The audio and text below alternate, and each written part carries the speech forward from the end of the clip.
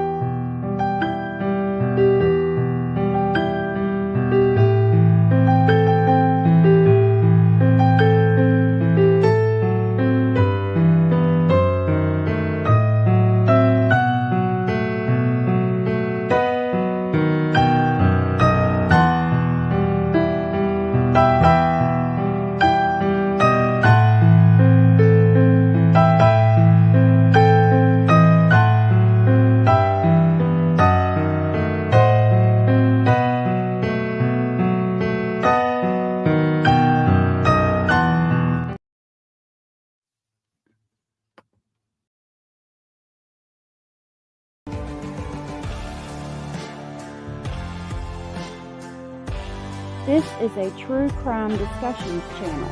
We speculate. This is all just speculation. Because it's true crime, it's for mature audiences only.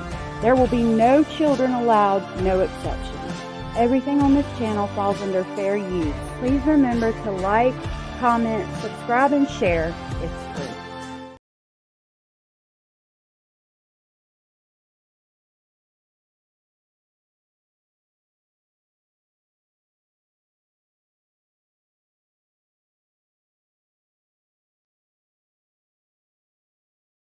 Alrighty, so I did find it. So we're gonna start with what Chris Proudfoot said, and I'm not the type to brag, but um, and I don't want to put it as bragging. I want to say I agree fully with everything that he says and can prove it with past videos and live streams.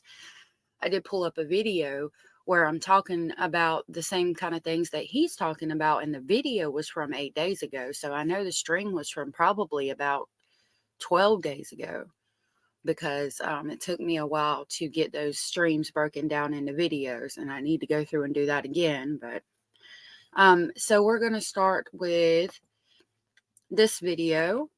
Let me pull it up. Now, this person on YouTube, her name is CLUEmamati. She will be in the description box when I end this live. I have subscribed to her. I like CLUEmamati. She actually reminds me so much of my best friend growing up. I mean, she talks just like her, acts just like her, and everything. Um, I don't like the way she cusses so much, and that's just because I'm an honest person, and I like to. I'm not gonna, change my views and opinions about things. But she's a great creator. She does get a lot of people in her chat. And she has a friendship with Chris Proudfoot. And this is the only way I could get this video where he's actually speaking. I do want to state that this is fair use. Um, and again, please go subscribe to her if you haven't. She does put a lot of information out here and um, unique perspectives. Um, so with that, I'm going to go ahead and start. She will be linked in the description box below. The what is it? It's not Yeah. That's right. EMS. Right. yeah. So what so Ken is the director right there, right? Correct. Yes. Yeah. So Ken is the one I would leave a message with. So I do believe Chris Proudfoot just entered the stage. The C right here is Chris Proudfoot. When I left Worshams that day, I remember him. Somebody Somebody's is roboting.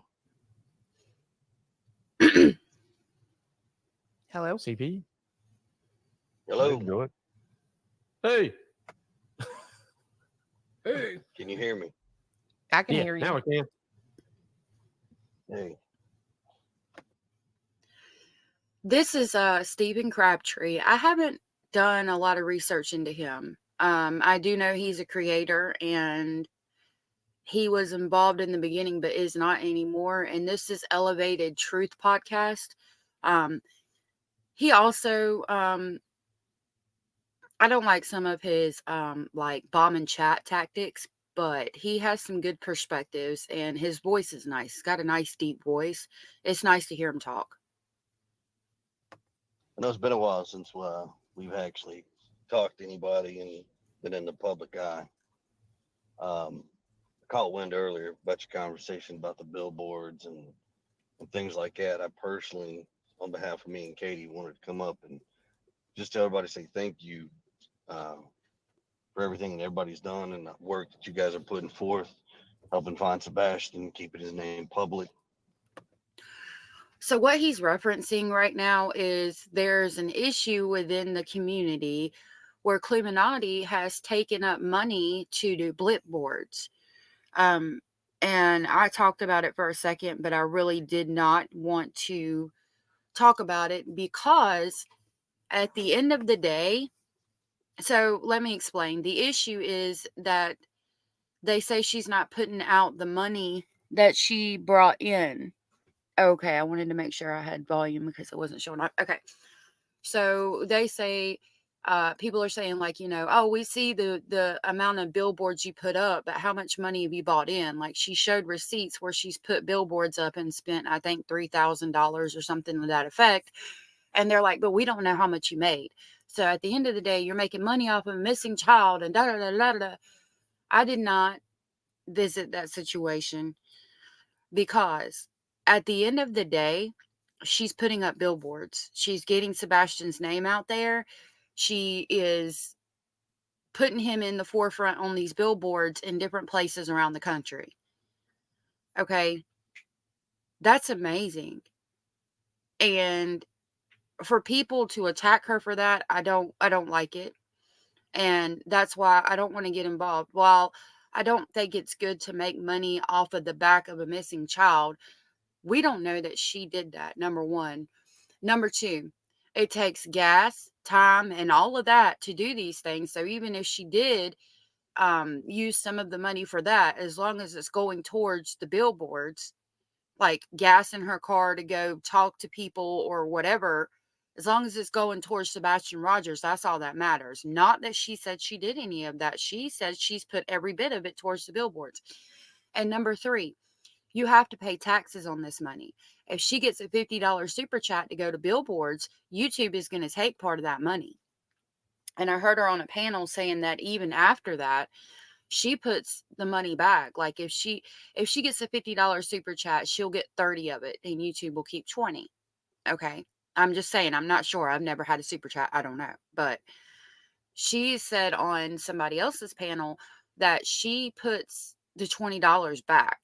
And I know for a fact that they have put money out of their own pocket, her and her fiance Cletus, towards these billboards. My stance on it, which again, I've stayed out of it because I don't want to get involved really, but my stance on it is you're putting out billboards with Sebastian's name on it and getting his face and information out here across the country. Like, period. I don't care about the rest. The fact that you're going out of your way and taking time out of your day to call these people, get with the blip companies and all of that and set these things up is what's important to me. Use money for gas, get you something to eat while you're out driving around talking to these people or whatever. I think that's fine. But, that's me. I I'm not about to attack this woman and her fiance when they're doing such a good deed that they didn't have to do. And they're taking up money and getting attacked and still continuing to do it. Nobody else wants to do it because they know they'll get attacked. So that's my stance on that. And so basically, Chris Proudfoot is calling and thanking her as well, which I think is awesome. And that just lets you know, again, at the end of the day, it's for Sebastian and Sebastian's family. And you got one of the parents of Sebastian here calling and thanking her. So that should be the end of it. Point blank, period, in my opinion. But, I'm just little old me in the darkest corner of YouTube over here. It truly means a lot. I know, like I said, we haven't been out too much in the private eye. We've kind of been doing some things behind the scenes, quietly working with law enforcement, doing what they've asked.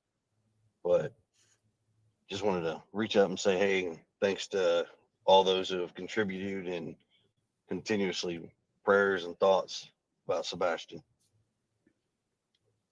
100%.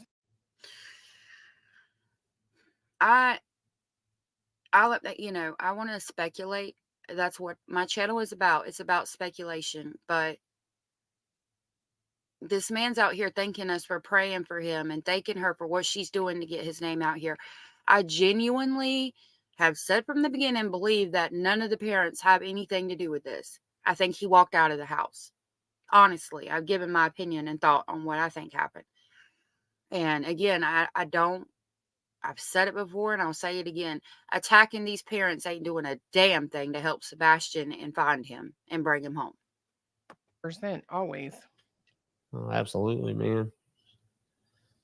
I appreciate the opportunity to get to meet y'all too, man. So Yeah, no worries, man. Like I said, we're there, But the thing is it's just it's funny, man, because you hold no grudge, and I say that a lot, and it's just even that day you could see that, right, when you walk up, and honestly, I mean, like I told you this, I was like, dude, you could really ruffle me up, you know what I mean? But it wasn't, man. It was just, hey, dude, there's no grudge. It's about finding Sebastian, and it's nice to meet you. It's a pleasure to put a face with a name, and you did. That's really commendable because a lot of people were talking shit about Chris. A lot of people have put this man down, and I think he was in the beginning. And I've heard there's also a woman who was putting him down and talking crap. And I've heard that he also walked up to her and shook her hand. So, to talk about Chris Proudfoot's temper and all of the things and the fact that he's had several wives, but when he meets these people in person who have talked shit about him, he walks up to them and shakes their hand and thanks them for keeping Sebastian's name out there. I mean, what more do you want from the man? We did that with everybody there. And so I think everybody, people seem to have this narrative that they have no freaking clue or have a general understanding about you, man, or Katie for that matter. It's ridiculous that this is where we're at 7 months later. I feel like where there has been no headway in such a way of like positivity, right? It's just still the same thing we're at. And Truth actually says that, man. I get I agree 100%. where he's coming from. Like, and a lot of people are like, well, they won't come out here and talk, and they won't give us, we don't know their thoughts and opinions because they won't say anything. They're Mr. and Mrs. No comment. I've stated, I keep saying, I've stated before and I'll say it again. You got to remember, these are, number one, private people until this situation happened. And number two, any and everything they say is going to be picked apart. Like I said, with Seth as well, they could go outside and say, the sky is blue and it's a nice day. And people would, oh, that's code for something. It wasn't beautiful that day. It was actually hot and cloudy. It's ridiculous.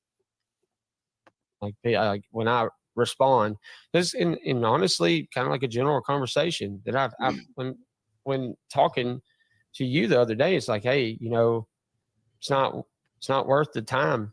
Just keep doing what you're doing to help bring awareness to Sebastian and bring him home. So I greatly appreciate that. Anytime, man. I mean, if anything, what I would push out there for any and all creators, Truth, Clue, there's a few more out there that kind of do the same thing. Push the drama out. If you just keep everything away from it and just focus on just the basic facts, what law enforcement has, what the situation is for what it is, and focus on that and just do some searching for Sebastian. And they're searching in multiple ways. I mean, And that's the truth. I mean, the end of it. You can speculate on if you think the parents had something to do with it, okay? But that doesn't mean we have to tear these people down. I think it's pretty obvious, though, at this point in the case that they didn't have anything to do with it, or they would have been arrested by the TBI by now. If we're out here trying to look for Sebastian and get his name out here, we need to be doing that, not judging people and parents about the way they run things in their household. I mean, no, not everybody's going to be out there physically traipsing across the landscapes, which that's not for everybody. I completely understand that. Some are great at it. Some may have some disabilities that prevent them from doing that. Some have a lot more intelligence behind computers and keyboards trying to figure out things, which is amazing. I'm not going to sit here and tell what people should and shouldn't think. That's not how I operate. That's not the way I was taught. Right there. Exactly. He's not going to sit here and tell what people should and should not think. We need to show him the same respect, and Seth and Katie. We don't need to expect them to think how we think. Like I've said before, the disciplinary tactics, you're not going to agree with the way your neighbor disciplines their children or your mama disciplined you. But that's not your issue. You can't go to the neighbor and tell them how to discipline their children. You can't go to the neighbor and tell them how to speak to the public. You can't go to the neighbor and tell them how to act and run their household.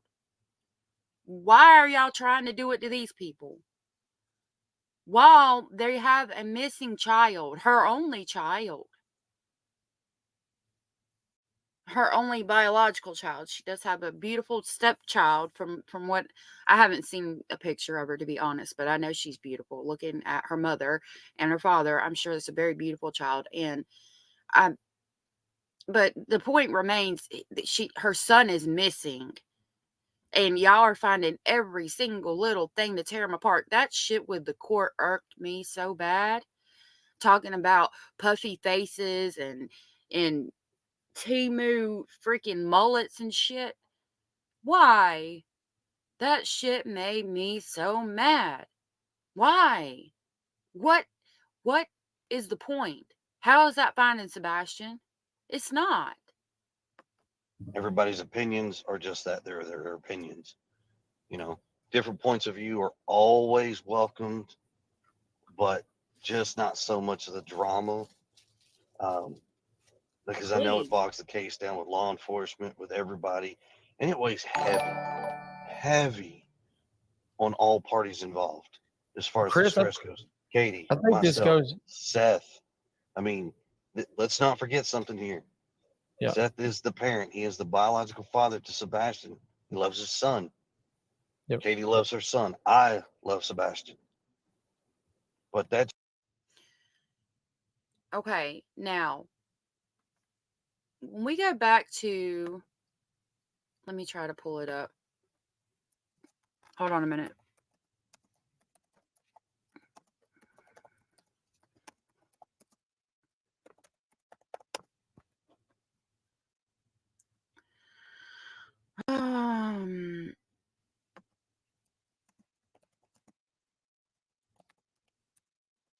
Hold on a minute, y'all.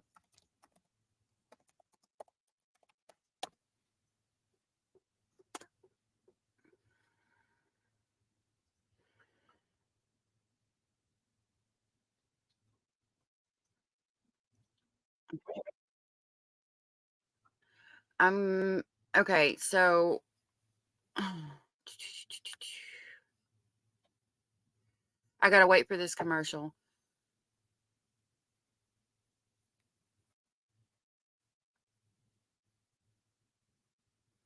Okay, let me see if this is the one where he talks.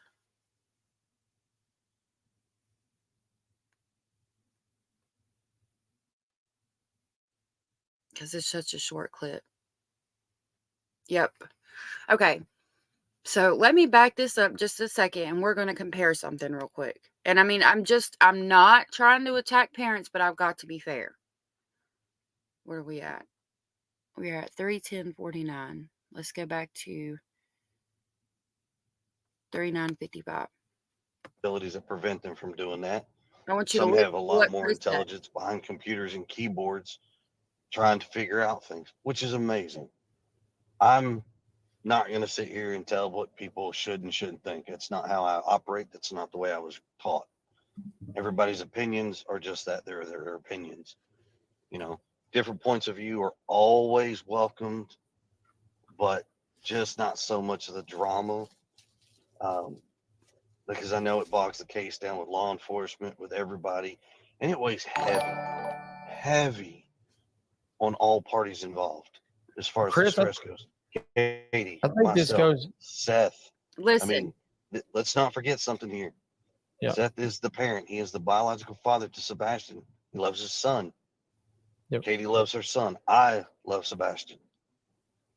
But that stress is not an added factor which any of us wish upon anybody. Okay, now let's compare. This is Seth at court for the restraining order that the Proudfoots had to take out against YouTuber Bullhorn Betty. Let's go ahead and jump to where Seth talks and hear what he has to say.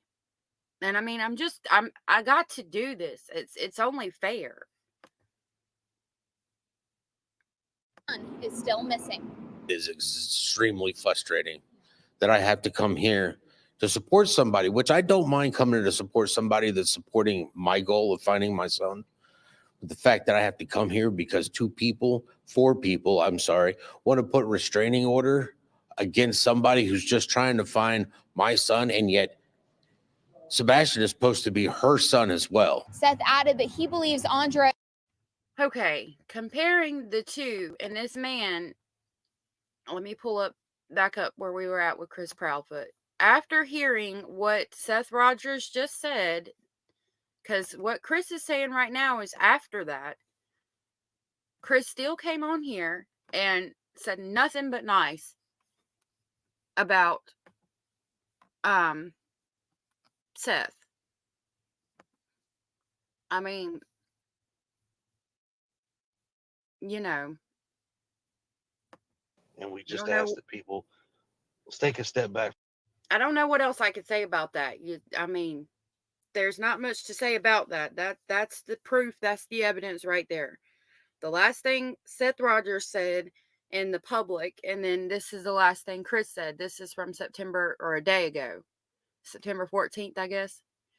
Today is the 16th, but I think it was the 14th, so it was like almost 2 days ago now. From drama, push it away, deal with that stuff later. Let's just all focus on finding Sebastian. Hey, Chris, can I say something real quick about a conversation that I'd had with you? Yeah. It's morally got to do with the mentioning of the parents. And the thing is I was guilty, obviously, of my opinion was you, Katie, from the start, right? And started looking at this, and it goes back to, like I said, the whole general conversation and when Seth would come out and do the video. But you still told me, hey, look, man, the thing is, your opinions, that's your opinion. But what you need to do, Stephen, is stop bashing all the parents, Seth, Katie, myself. Like, there's no need for that. And, it's something that is, I will say, it's been hard given the direct flybacks I get over there. So it's easy to get caught up in that back and forth. And that's what Truth is trying to, Truth was. I have not heard Chris bash Seth at all. And we have to understand, like I've stated before, from what it seems like, Sebastian was Seth's whole entire world. His reason for living, his reason for breathing. And from what he has stated on panel and things that he said out in the public that just make people look at him a little bit weird, I think he's got some kind of thing going on where he's not fully mature. He's still stuck in that immature age, which is fine. Some people are like that. That's just how some people are. I'm not judging him. But he's not being mature enough to handle this like an adult. And you could say, a lot of it has to do with how emotionally involved he is. And again, that's not a fault. That's his son. That's his child. I would be concerned if he wasn't emotionally involved. Okay. But looking at comparing the two, I would say that Chris is more mature than Seth because of the way he comes out here and speaks about things, and he's calmer, and he's not putting things out into the atmosphere the way that Seth is. Now, again, I'm not bashing Seth at all. Seth is the father of a missing child, and his emotions are involved, and he's very emotional because Sebastian was his whole entire world. I don't expect anything less from the man. But I do wish, and a lot of people wish, that the division could stop and that they could just get together and try to figure things out together. And from what it seems like, that door's open with Chris. I don't know about Katie. I haven't heard her speak. I haven't talked to her. It does not seem like that door is open with Seth. And it may never be. There may be just too many things that are irreparably damaged at this point. But it really would be nice if the parents could all get together and try to figure this thing out while working together. Explained to me, it's like, man, just let it happen, let it go. The kind of same thing you said, let it, like, they're going to say whatever, just let it go. Don't give it no mind. Be respectful of all individuals, because y'all are the parents.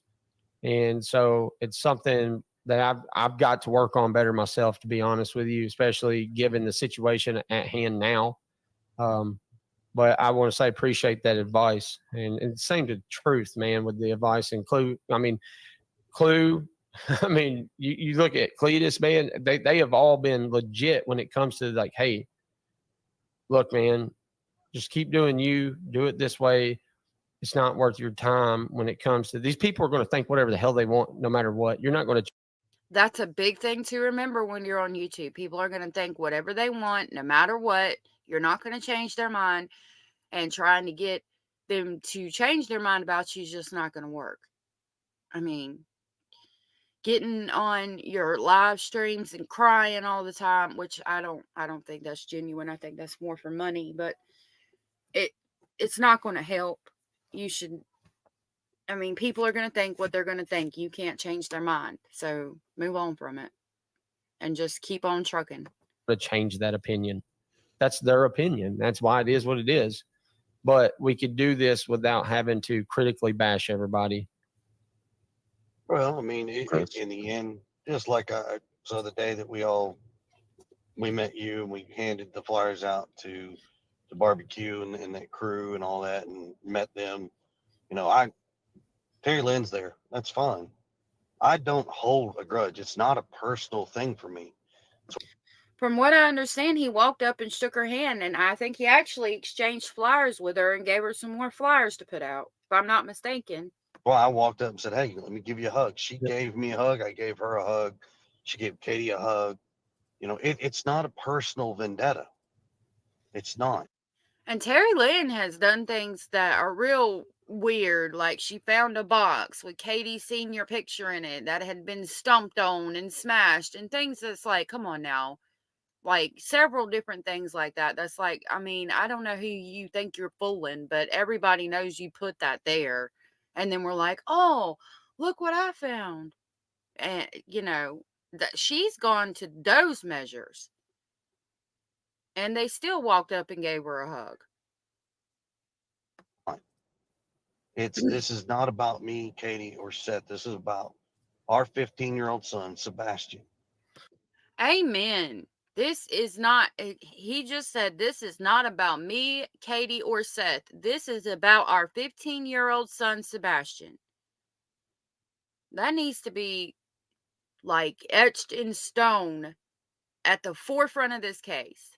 If people could realize that, I think people could actually start putting strategic minds together and maybe figure something out.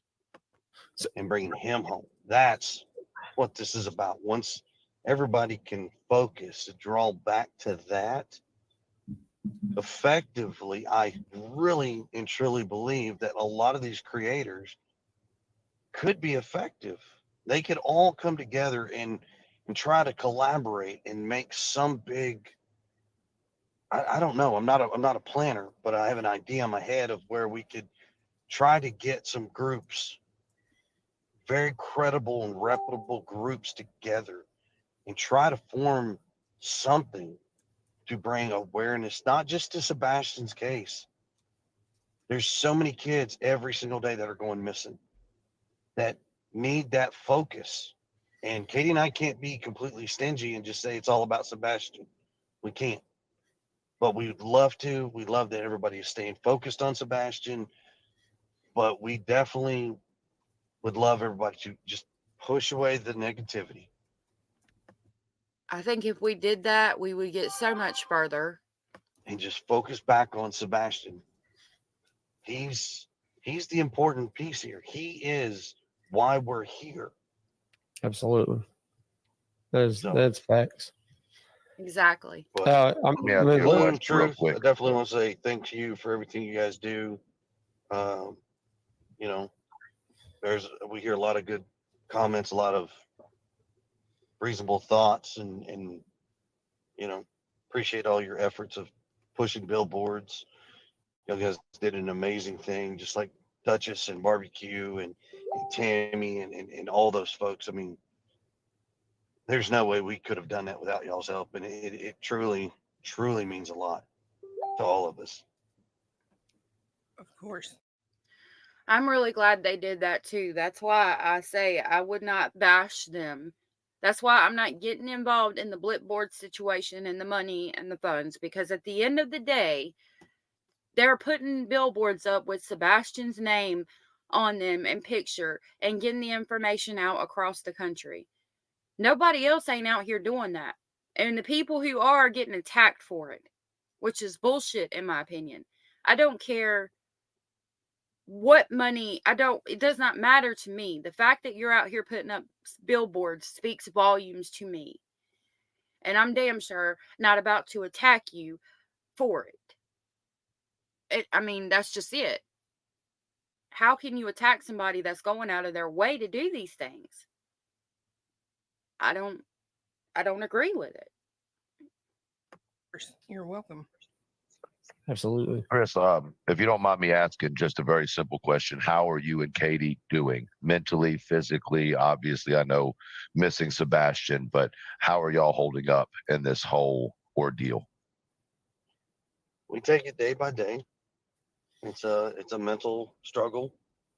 You know, we get up and we miss having Sebastian home. You know, she's missing a piece of her, and that's not a piece that I can replace. It's not a piece that anybody can replace except Sebastian. So she will be temporarily broken until that piece is brought home.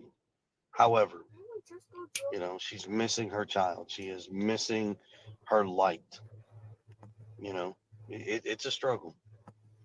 I could not imagine what she's going through, and I wouldn't want to imagine that. I don't think any of us would. And I pray for her, and I pray that she finds her baby. I could not imagine if one of my children or my bonus children went missing. I don't even want to think about it. And if you try to put yourself in that situation for a minute, I don't understand how you can judge her or any of the parents and not give them a little grace. Could you imagine going through what they're going through? Because I couldn't. I couldn't bear it. Biological child or bonus child, I could not bear it. And then people are out here judging her and talking about how she looks in court the other day. It makes me so mad.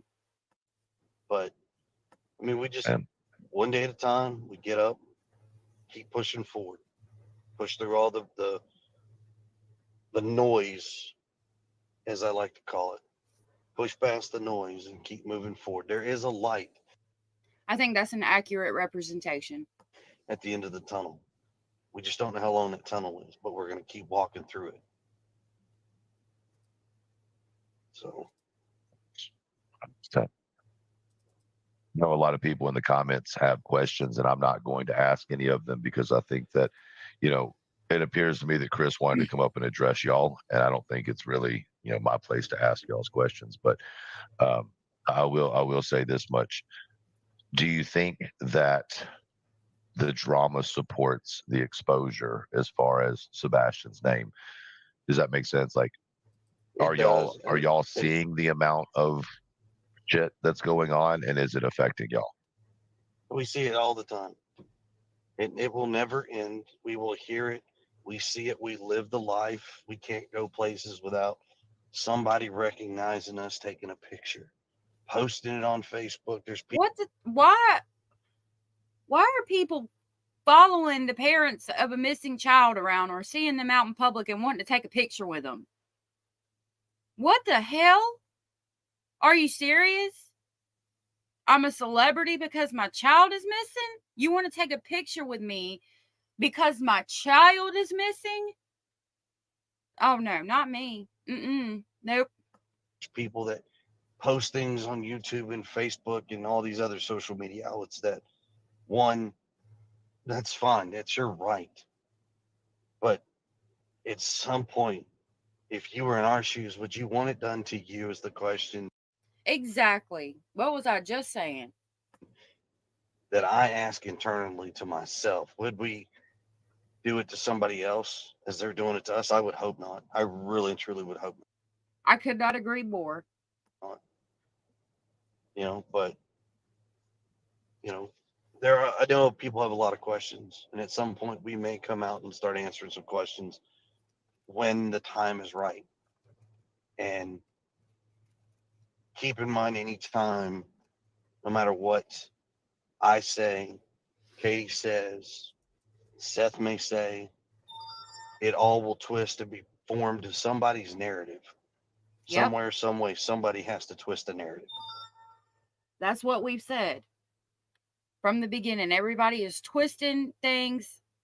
Like I just said, they could come out and say the damn sky is blue and it's a beautiful day, and everybody would twist it and tear it apart. And that's fine. It's their right, it's their business. But we're just missing Sebastian. That's all people need to know. We miss him. We want him home.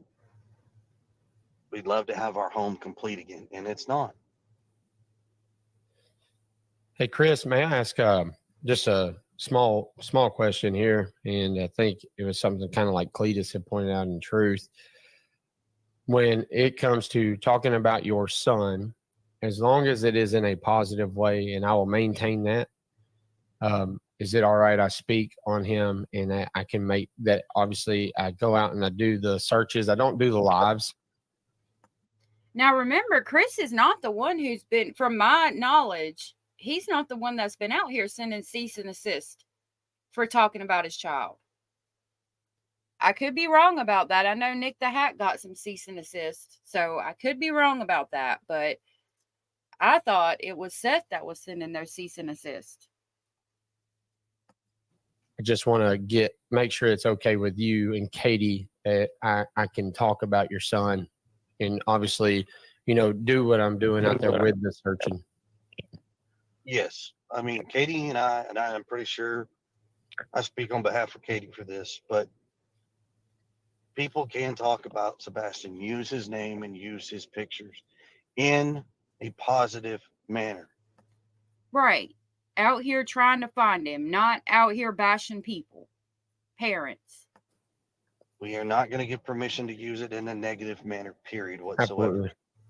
But yes, people can. I've seen some of the stuff about C&Ds and all this, and enough is enough, people.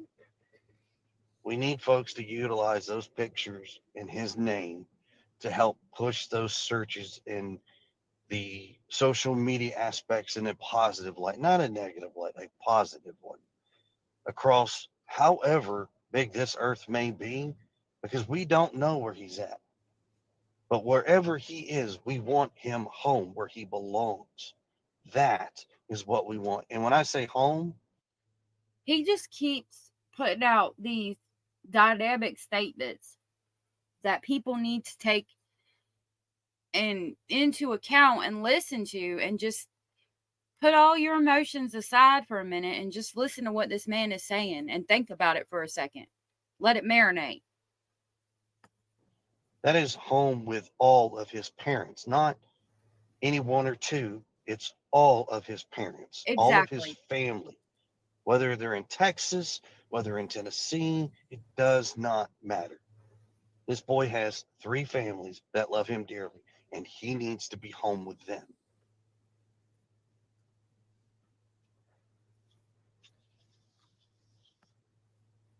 I agree with that 100%. I mean, it's, you know,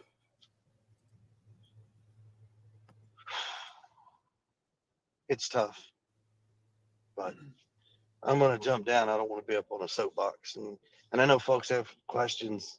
And like I said, at some point, sometime, we will.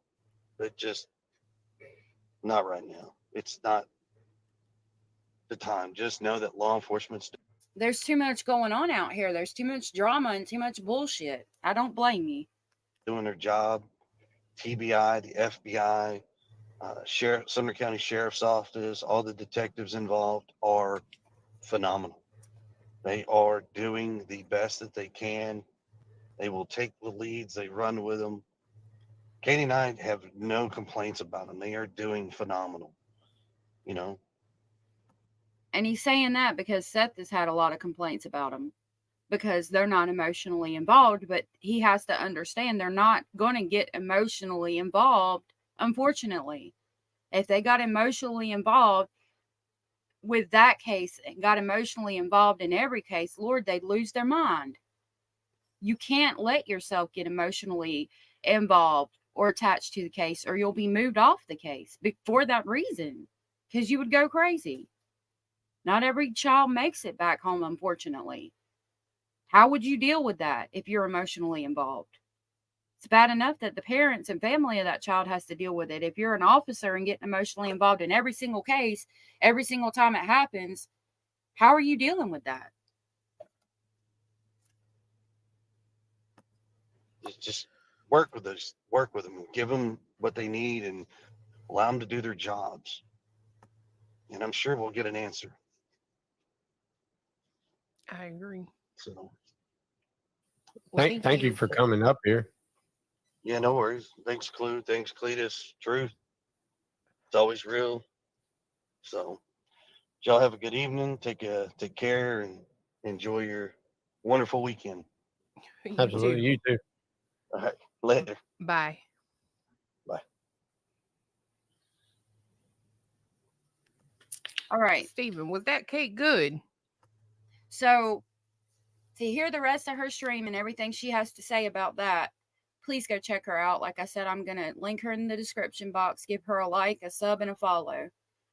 I'm going to go back to a video I made, I think it'd be 9 days ago now. It says 8 days, but it'd be 9 days ago now. And we're going to listen to that.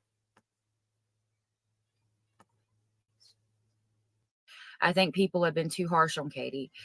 Katie is very intelligent. She was in the Navy, communications systems, and things like that. That's computers, the things to that nature. And I think she's very intelligent. And I think that she is very intelligent to stay quiet, because at the end of the day, it does not matter what you say. You could walk outside. Chris, and Aunt Seth, all three of them could walk outside right now and say, the sky is blue. It's a beautiful day and it's a bit chilly.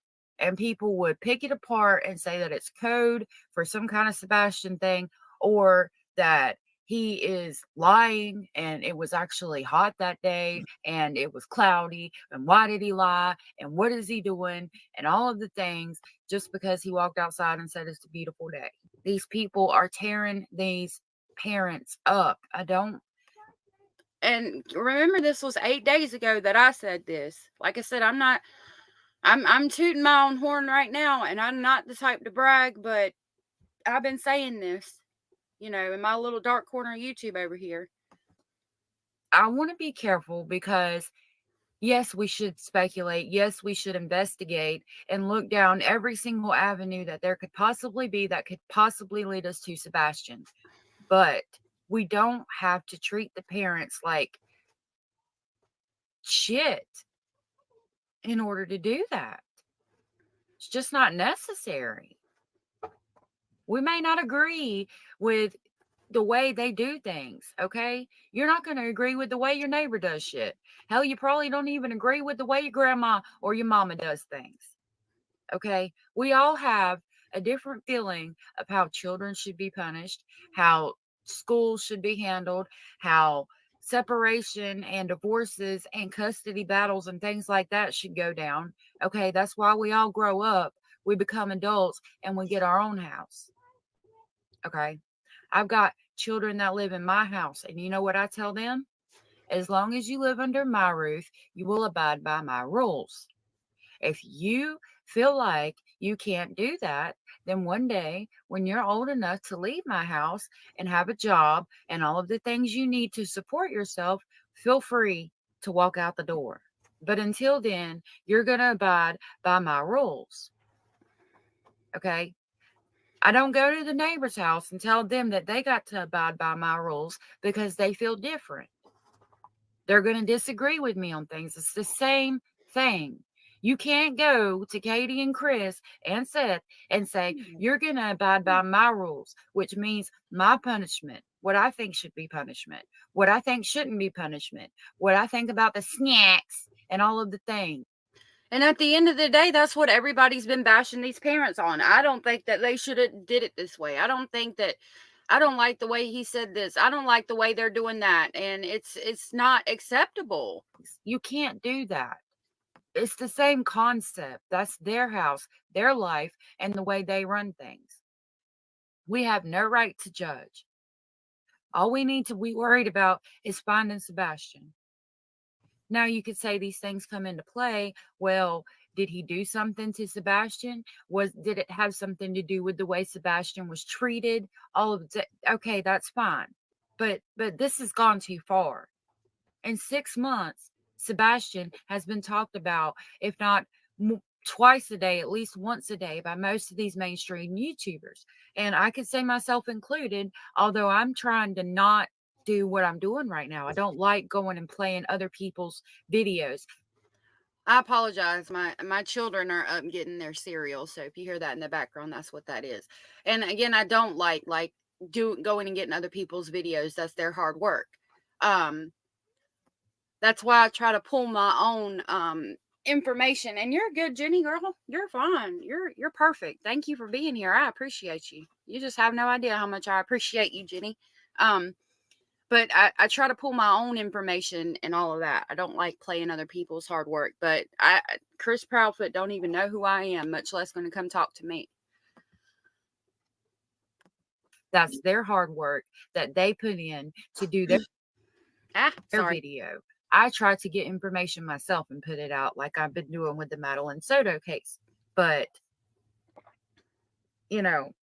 for the Sebastian Rogers case, I did submit a FOIA request, and because I'm not a resident of Tennessee, they will not give me anything. So I have to play other people's videos. Do your own research, formulate your own opinions, and make your own assumptions and conclusions. But I don't think we need to destroy a family in the process. Speculation, yes. That 100%. That's how you figure things out. That's how you pick up on things, small things that people might not have noticed, like what the mob crew did with the overlay. Okay? But that doesn't mean that we got to tear these parents down. All right. I just wanted to show where I had been talking about exactly what we just saw with Chris Proudfoot and what he was saying. Now we're going to go ahead and jump into the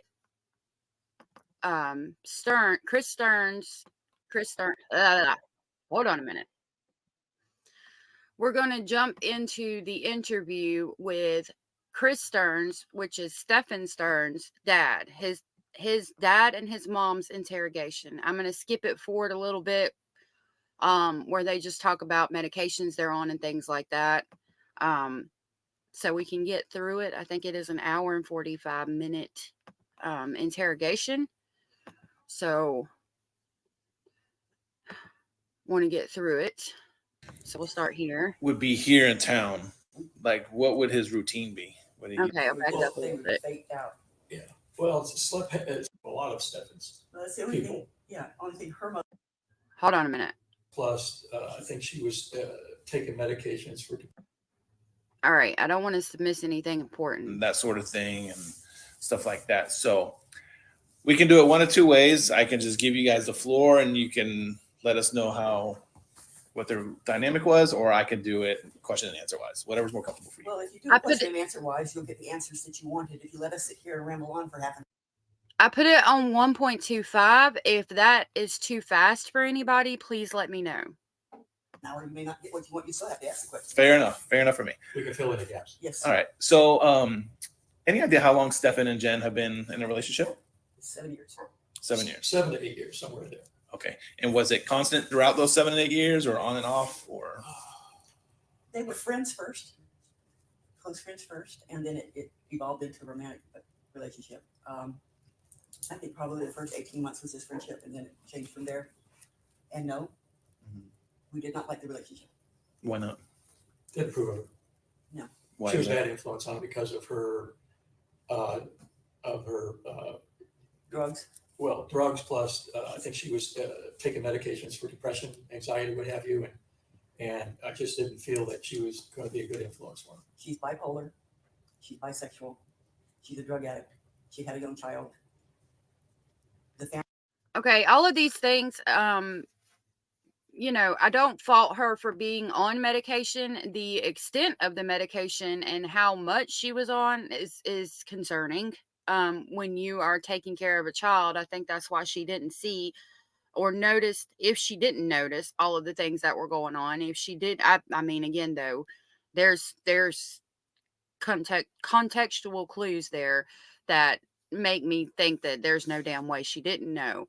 But you can tell these parents are, I don't want to say, I guess I would say boomers, you know, feel like they still feel like, you know, smoking weed is bad and having a child young out of wedlock, all of those things. And that's just the era they grew up in. I don't want to fault them for that, but I have to take into account that they seem kind of judgmental. The family was disapproving, and she was sharing those drugs with Stephan. And I don't approve of vaping. We don't do any drugs. We don't even drink. Mm-hmm. I can't even take specified medication for pain because my body rejects them, and I get really, really sick from them. So, I mean, we threw up at her surgery on Tylenol. Wow. So it's And they were both nice. they slept all the time. Yeah.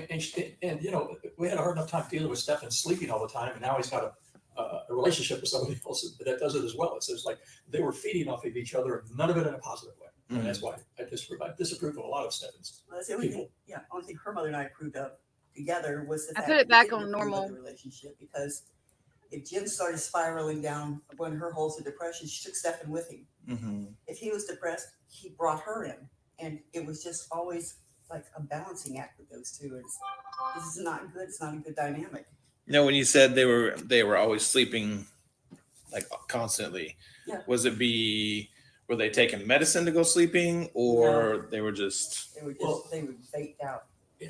Well, Stephan has a sleeping disorder, sleep apnea. So he's been tested for it, and his he would be up all night and sleep all day. Okay. Type of deal. And we really didn't have that much physical interaction with them. Mm-hmm. These are things that we just observed from a distance, and you know, trying to talk to Stephan at times, but we just really didn't have any social activity with him to speak of. When Stephan would be here in town, like what would his routine be? Would he is he a homebody, or? He locked himself in his room, and we would see him maybe, you know, once in a while, tell him dinner's ready, but he was constantly in his room all the time. He was painting his little minis for Warhammer. Okay. He spent a lot of time doing that. A lot of time learning the new books as they came out. A lot of time online. He did go play Warhammer with the guys once a week.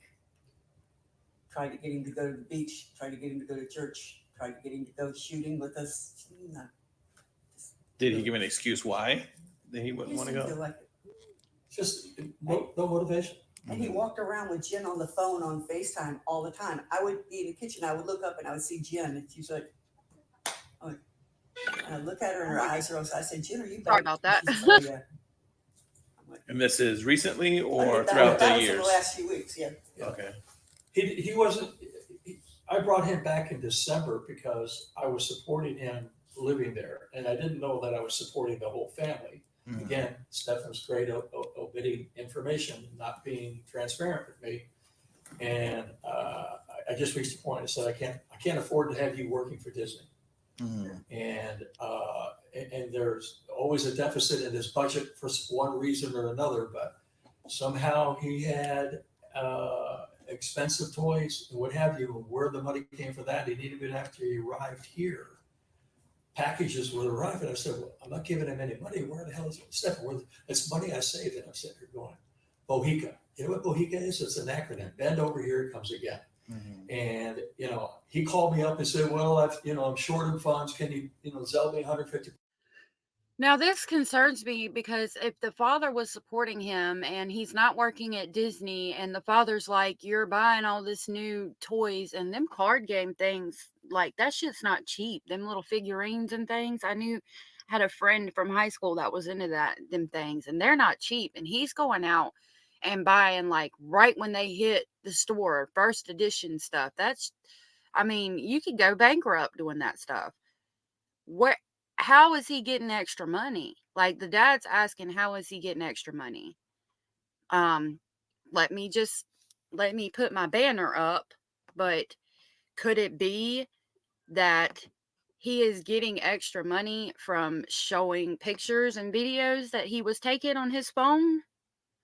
I don't, if he's not working and he's got all this extra money and you can't figure out where it's at, and he don't seem like the type to save, and I think the dad is kind of implying that here, like he knows it's bullshit, that it is not money he had saved up. Where the hell is he getting it from?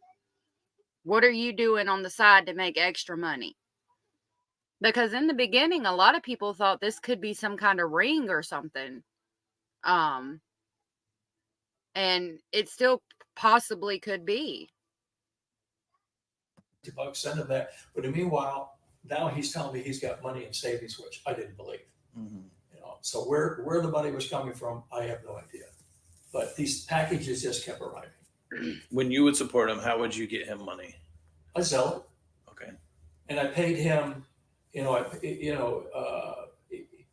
Juan charged Jen rent, and then in November of 2022, the reason why I know that, because I looked it up the other day. I said, how far back have I been paying rent there? But he started charging Stephan rent, even though he was sharing a room with Jen.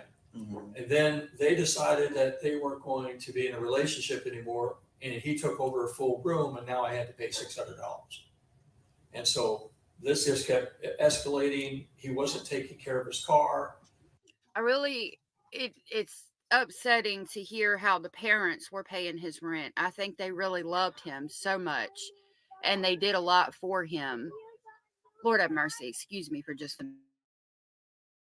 I was waiting for that shoe to drop. So finally, I said, I can't afford you to live there anymore, and I moved him back here. And I thought, we had hoped that the year that he had spent at Disney, that he had matured and was now, accepting responsibility and had a disciplined routine, and that I could bring him back here and help him maybe develop. Okay, it sounds like this father really loved him, like the parents really love him enough to be paying his rent, even though he's grown-ass man, is the point I was trying to make. And I hope that they're coping after learning and understanding what he's done, and I hope nobody blames them, because I don't think they could have seen this coming from a mile away. Into something with a better career path than working for Disney forever and not getting anywhere, because at $30,000 a year, he couldn't support himself if he wanted to live on his own. Right. And that turned out to be a huge disappointment, because he fell right back into his same MO. Locked himself in his room, wouldn't help us around the house. And we were like on eggshells, because when he was here, it was always tension because of his sleep disorder, and the dogs obviously are not the quietest things in the world. And they have their routine, we have our routine. So we let them out in the evening, and it's chaos with them. We let them out in the morning, it's chaos. But for the most of the time, they're at feeding time, they're quiet. But again, that would disturb him, and didn't want to cause a flare up with them. So when it would disturb him with the dogs, was that during the daytime, or was him trying to sleep at night? Oh, it could be any time. Okay. If anybody comes to the door, get a package, a rat farts in the yard, doesn't matter, they hear it. So if he's sleeping during the day and we're doing our daily routine, there's going to be distraction. If I come in the house, they're going, hey, I'm home. They'd be a lot of party. Right. So when you got your grown child living in your house, okay, and they're getting upset and angry and they're sleeping all day and staying up all night, what I'm going to tell them to do is get up.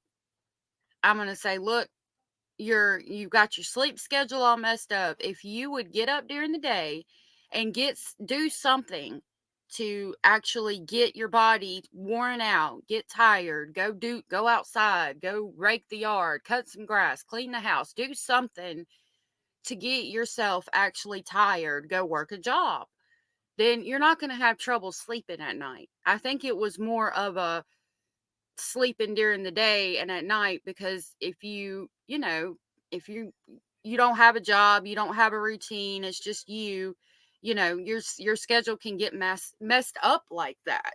And I think it's more to do with that. If he actually went out and got his body tired, I don't think he would have had trouble sleeping at night.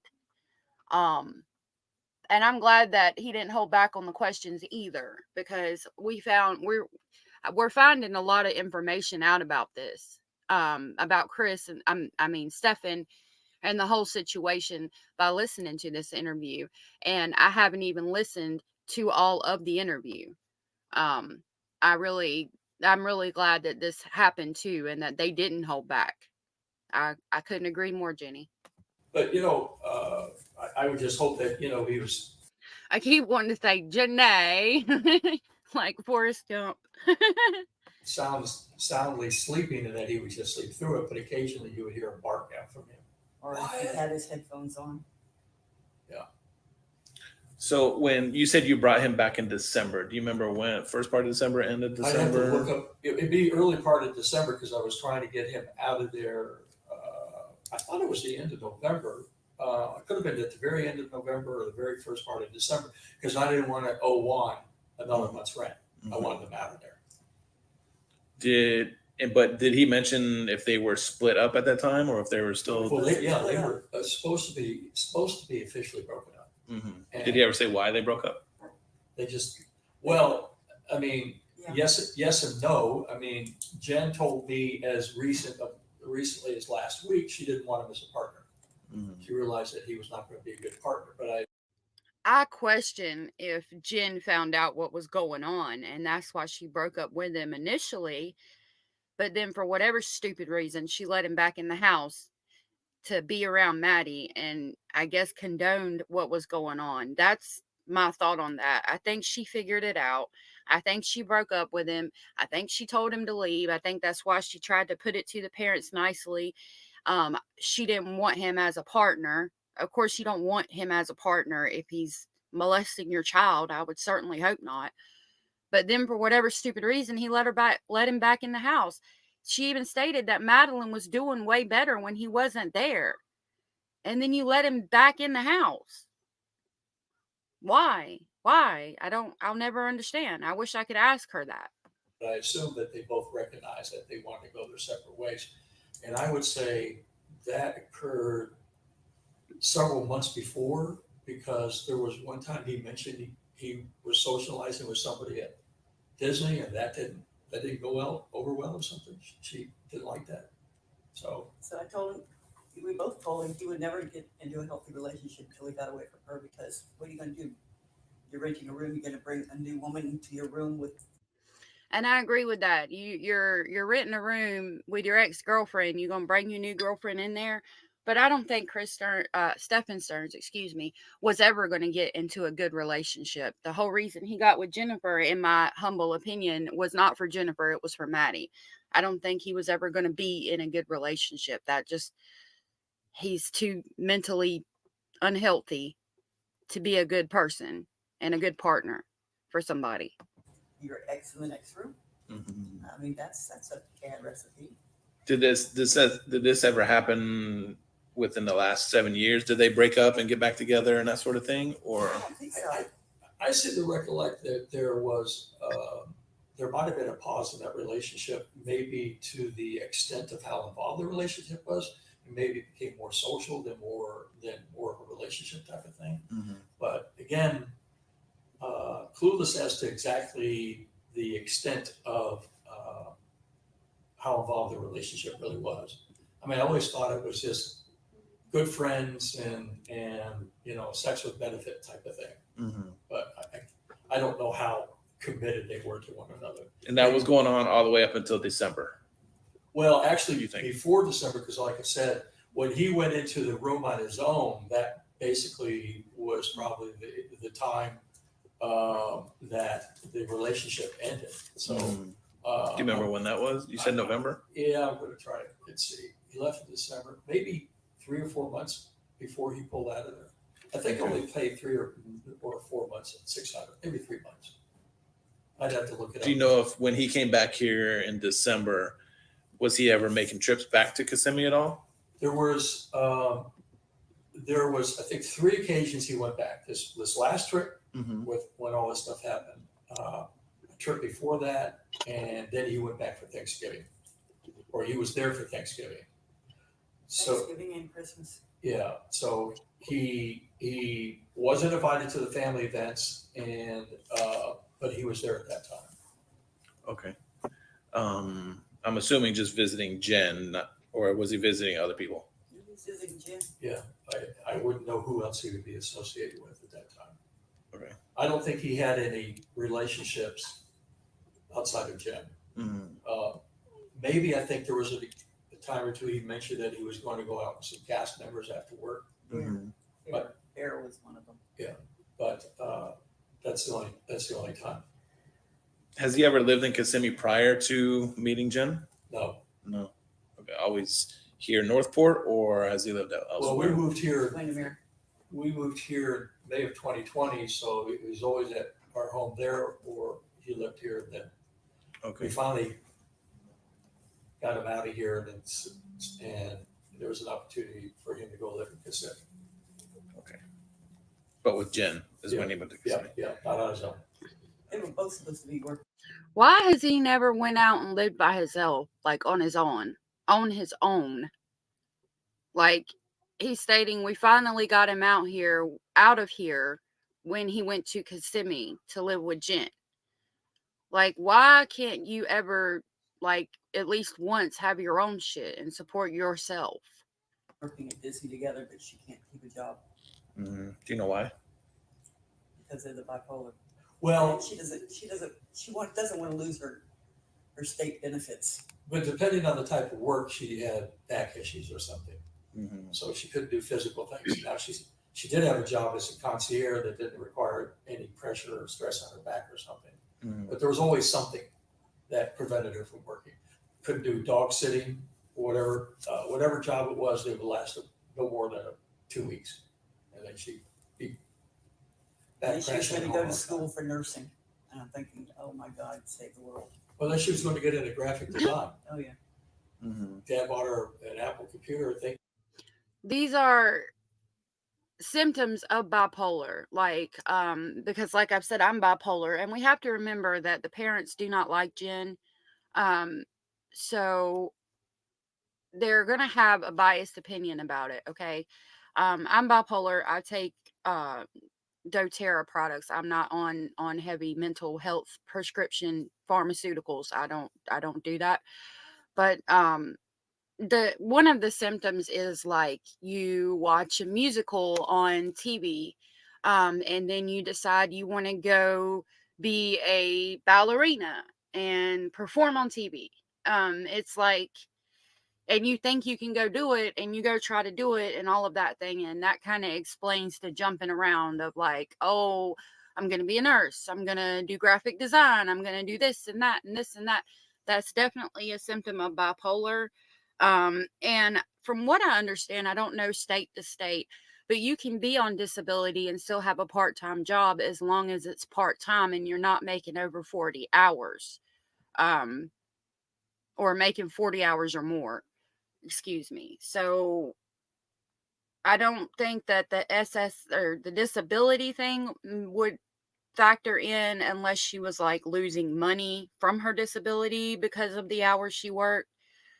But again, I don't know. I wasn't there. I'm just trying to pick up on the contextual clues that we're given here. Thinking she was going to take these classes or online, and that didn't last long either. And you're hearing this from From her. Stephan? Oh, from both of them. Oh, okay. Yeah. The other thing that we're basically telling you is a lot of it's hearsay from what we were told. We didn't physically observe this, any of this stuff. Very, very little interaction with them. When they were here, they were either in Stephan's room. Maddie always slept with Debbie, but and Maddie floated around here, played with the dogs, did things little girls do with Debbie. We did some arts and crafts together. You were teaching her knitting? Crochet, yeah. So that was going to be my next question. So Jen and Maddie and Stephan came here to visit at some point, or a few times maybe. Yeah. But if he was here, living here, she would actually come down. Yeah. Okay. But again, very few trips. The last trip we saw them was we didn't see, but I think we saw them early 2023 and then maybe for Thanksgiving 2022. Okay. And then when they were here, you're saying Stephan and Jen would sleep in or would hang out in Stephan's room. And then Maddie would sleep with you, or be with you. Okay. Why is that? Number one, he's a slob. Number two, he only has a queen size bed. Okay. And number three, I didn't think it was a healthy environment. They were going to have her sleeping on the floor, on a sleeping bag. And I said, I have a king size bed. I sleep on 36 inches of it. There's a whole side of a bed. Why can't she be comfortable? So I just insisted that she come in with me, and I had the dogs with me. So if she got up, what Jen used to tell me was, she would wake up in the middle of the night, she'd come and climb in bed with them. I said, well, you're gonna have the dogs here. If you get out of bed, you're gonna rouse the dogs up. So, I got you. Did they ever talk about their sleeping arrangements at their house in Kissimmee? Just what I just told you. That if she had a bad dream or something, she would come in, and I told her, as Maddie got. Sorry if you hear anything. My walls are very thin and the kids are out running around. So trying to keep that down as much as I can. Got older, because we've known Maddie for 7 years. We've watched her grow up. I mean, this is very hard. But she, cute, sweet girl she was. But then she started, in the last year, she started showing signs of bipolar as well. And Jen was horrified by that. They were butting heads like two rams. And again, I wonder if Madeline was really showing signs of bipolar and being bipolar. And I wonder if it wasn't that she was acting out because of what was going on. And she finally was old enough to realize, hey, this isn't right. This is not how things are supposed to be. And if that's why she was acting out, because a lot of times one of the signs of child abuse, especially in that manner, is misbehaving and acting out. So could that be a reason why she was acting out and possibly showing signs of what you would think would be bipolar? Fighting all the time, and they're presenting a very different. Because you have to remember with the dynamic of Stephan Stearns in the role of a step parent or a parental figure, she doesn't understand how, that the whole dynamic was so fucked up, because that's a parental role, and he's doing those things to her and putting her in the role of like a relationship. And so how do you deal with that, especially as a child? You can't even begin to fathom. So of course she's going to be acting out, because how do you deal with that? I don't know how else to put it, but how do you try to comprehend that dynamic as a child? And for as far back as he's been in your life, this has been going on. I couldn't imagine what she was going through. Different family dynamic than what they told us was going on. And you witnessed them butting heads, or? No, I would be on the phone with Stephan. I would hear them going at each other in the background, but that's, and I would say, what's going on? Well, Maddie and Jenny are at it again, and I gotta go break this up. So he would go be the peacekeeper. But I just put that down to puberty. She went to puberty. She started puberty at 11. Right. Hormones in me, but And that's another thing, starting puberty and having all this shit going on. Lord have mercy. I mean, just to think about all of the things this child is trying to deal with on a daily basis, going through puberty and all the mood swings and all the things. Lord, it's a wonder she was functioning at all. anyhow, she developed quickly, became pretty precocious, and other than that, I don't think she had a lot of friends at school. I don't think that she was a very social person. She had been, if you remember, Stephan and Jim both told us that after she began developing physically, that there were some boys at school last year that would push her up against the wall and grab a feel and bully her. And they were having a hard time with the school getting it stopped. But anyway, when they visited here, she was either out here or they were watching movies together. But when it came to sleeping time, she was definitely in Deb's room. Okay. Any time where either Jen and Maddie would be sleeping in that room without Stephan, or okay, so the only person that would separate from them would be Maddie when she was sleeping with you. And like I say, she was always floating around because she was bored. And before that, as you see the holes, we had a TV there. And we didn't have one in my room that was big, very big, but we moved that one. So I would sit out here with Maddie when they were in there, and we'd watch TV together too. We even got the Disney Channel for her, so she'd have it.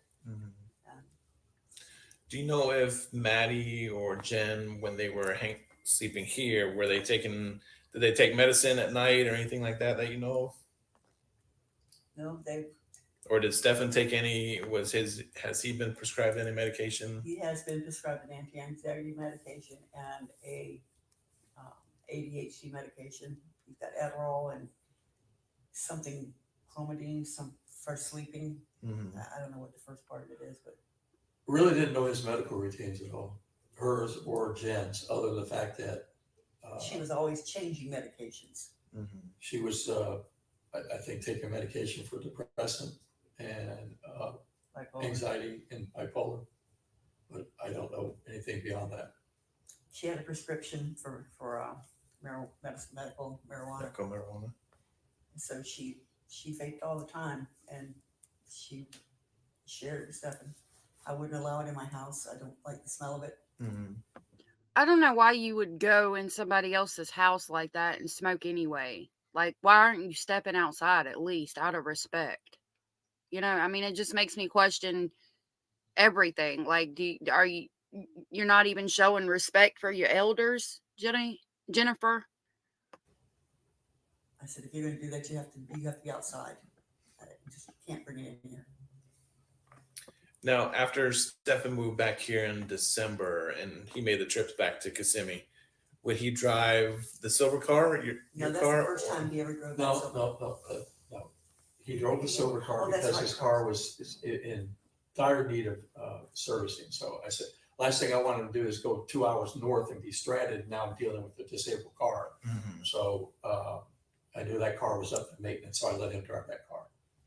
What's wrong with his car? It's 1,000 miles over service. The brake jobs need to be done. He hasn't taken care of that car at all. It's probably going to need about $2,000 to $3,000 worth of repair on it. I'm sure if I take it in, I'm sure it's going to be $2,000 to $3,000.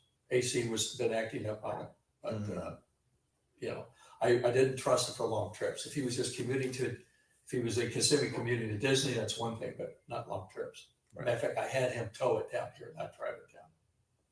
Got it. So is it safe to say this last time he came and then maybe Thanksgiving or Christmas is when he took the silver car, or Thanksgiving? So this last time, then he made it. When he came down here, he made a trip. When he first got down here, he made another trip back to get more stuff. Okay. So that was one trip, and then there was a trip in between. I guess he went up for Christmas because I think he was here for Thanksgiving. And then there was this most recent trip. So as far as I know, I think it was just 3 trips. Now, when he would come back from there, would he have like loads of stuff? Like, I don't want to say furniture because there wasn't furniture, It would just but- be leftover stuff that, for whatever reason, he had a 10-foot truck and just the front end of it and all of the back was available. So he rented a moving truck to grab. I rented it. Oh, okay. It was more truck than he needed, and why he didn't get everything he had was ridiculous, because basically they came down to his typical modus operandi. He waited till the last minute and then didn't have enough time to put stuff up there or whatever, but he didn't bring everything back with him. Got it. Did he say why he didn't grab his stuff? He didn't have to. Well, basically, if he did it, it wasn't enough. He didn't have enough time. He's like, bullshit. He had weeks to plan for this. I kept on him about that. He's completely opposite of me. I start to organize stuff and get stuff done, not wait till the last minute, but he waited until the last minute. Very frustrating. How long was he in Kissimmee when he made these trips? Well, he stayed up there. If he went up there, he was up there for the day. Maybe he stayed up there a day or two. Usually. No rush to get back. No urgency to come back. This last. I apologize. I'm here. I got my kids are up. I try to go live earlier, but like I was going live too early. So going live at this time, my kids are up and doing school and stuff like that. So I'm running around outside. So I'm trying to deal with that while doing this. So please excuse me, but I'm here.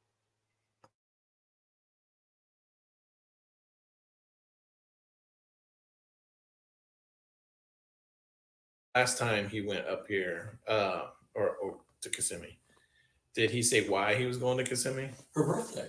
Her birthday. Okay. Did he say he was invited to a party or anything like that? Or I think he was asked asked him to please come. And you heard Maddie call? Okay. Yes. And do you remember when that was? Because I know she had a party on Sunday. Do you know was when? it Saturday?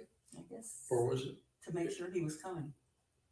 Something odd on Saturday. I don't know if was the invite on Saturday? Or did he just say Sunday, I'm going to Kissimmee? No, but I knew the week before because I found the gifts for Maddie. Okay. He seemed to be very upset. Matter of fact, he came to me, he said, do you have any anxiety medication? I go, no, sorry, don't have anything like that. Everything I have is for diabetes or heart. And then he went to Debbie, and she said, I don't have any. And then he came back and said, well, I found some 4-year-old stuff. I said, oh, okay. But he was suffering from high anxiety, man. I don't know what he was stressed out about. When was this? Sometime in the evening. I don't know. Oh, Saturday or Saturday. days prior to that? Saturday. Okay. Yeah. And then he's making, and then I guess the medication worked, and again, he looked like he was like very stressed out. Have you ever seen him like that before? Yes. When he was very stressed out. So I wonder if he was so stressed out because he had just found out that she was with child. Because I think, I don't know if it was the fact that she was, oh, sorry, Jenny. Yes, thank you. I'm glad that you're here.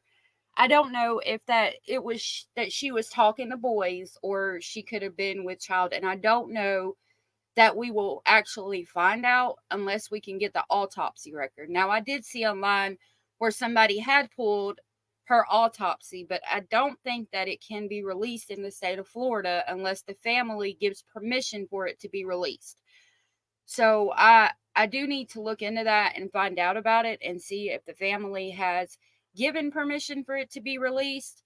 But I don't want to put out any kind of misinformation.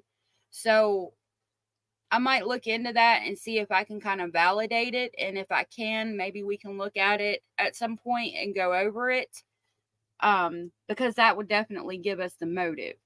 But him being stressed out, I think this was a day or two before everything happened.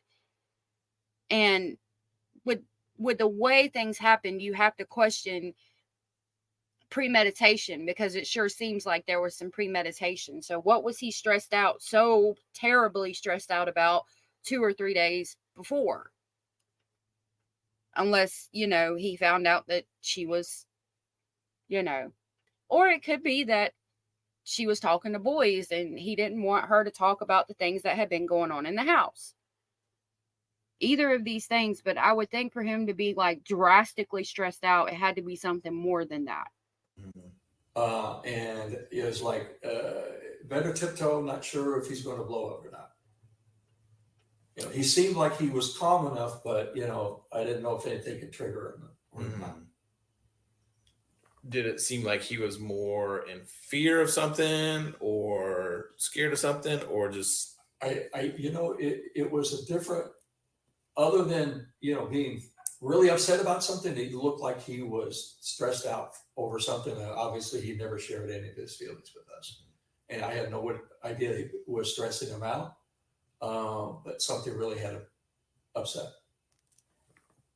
Angry upset, or just not that type of upset? Not angry upset, but just something worrisome.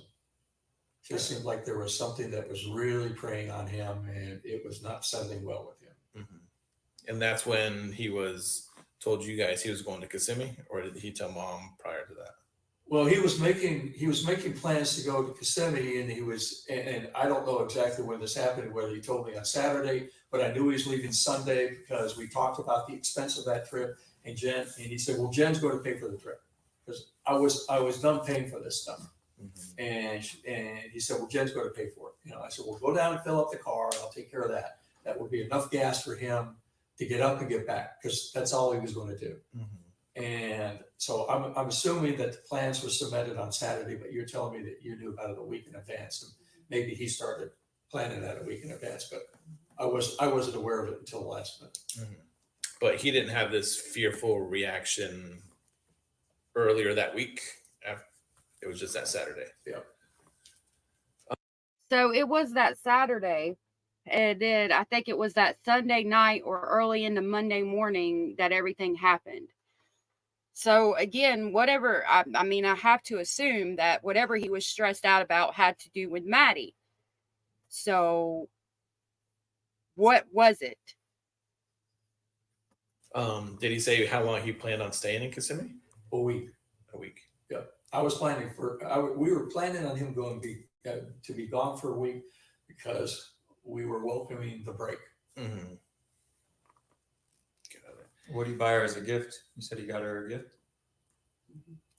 I had ordered something, and they looked marvelous, but then I got it and I think this is really probably too juvenile for me to wear. It's called Mermaid's Beads, and it's made out of sea glass, and it was a dual color bracelet, and they had the stud earrings and the same thing, and they were kind of opalescent.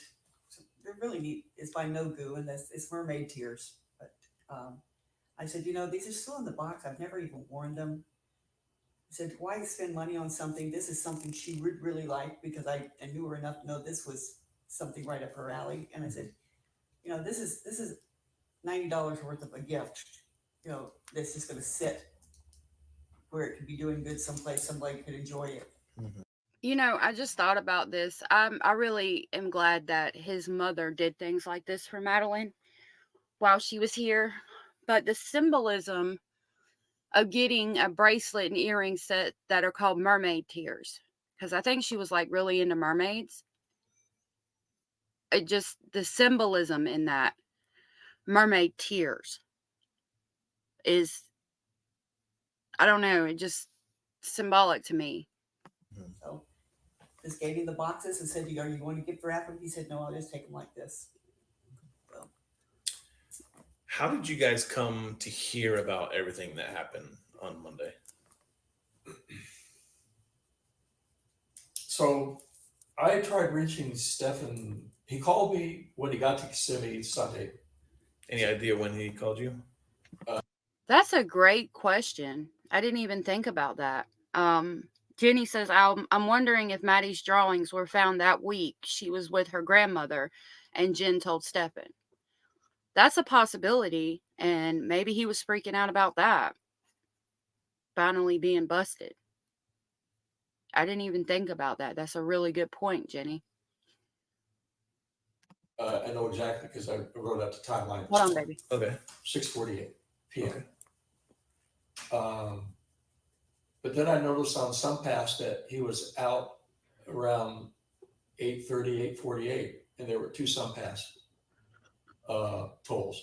And I said, well, maybe they had gone out or something. But I said, okay, that's a little weird. So that I tried to get a hold of him several times Monday morning, or maybe noonish or so, maybe as late as 2:30ish or something, and then I get a call from him at 3:17, and his voice sounded a little off to me. I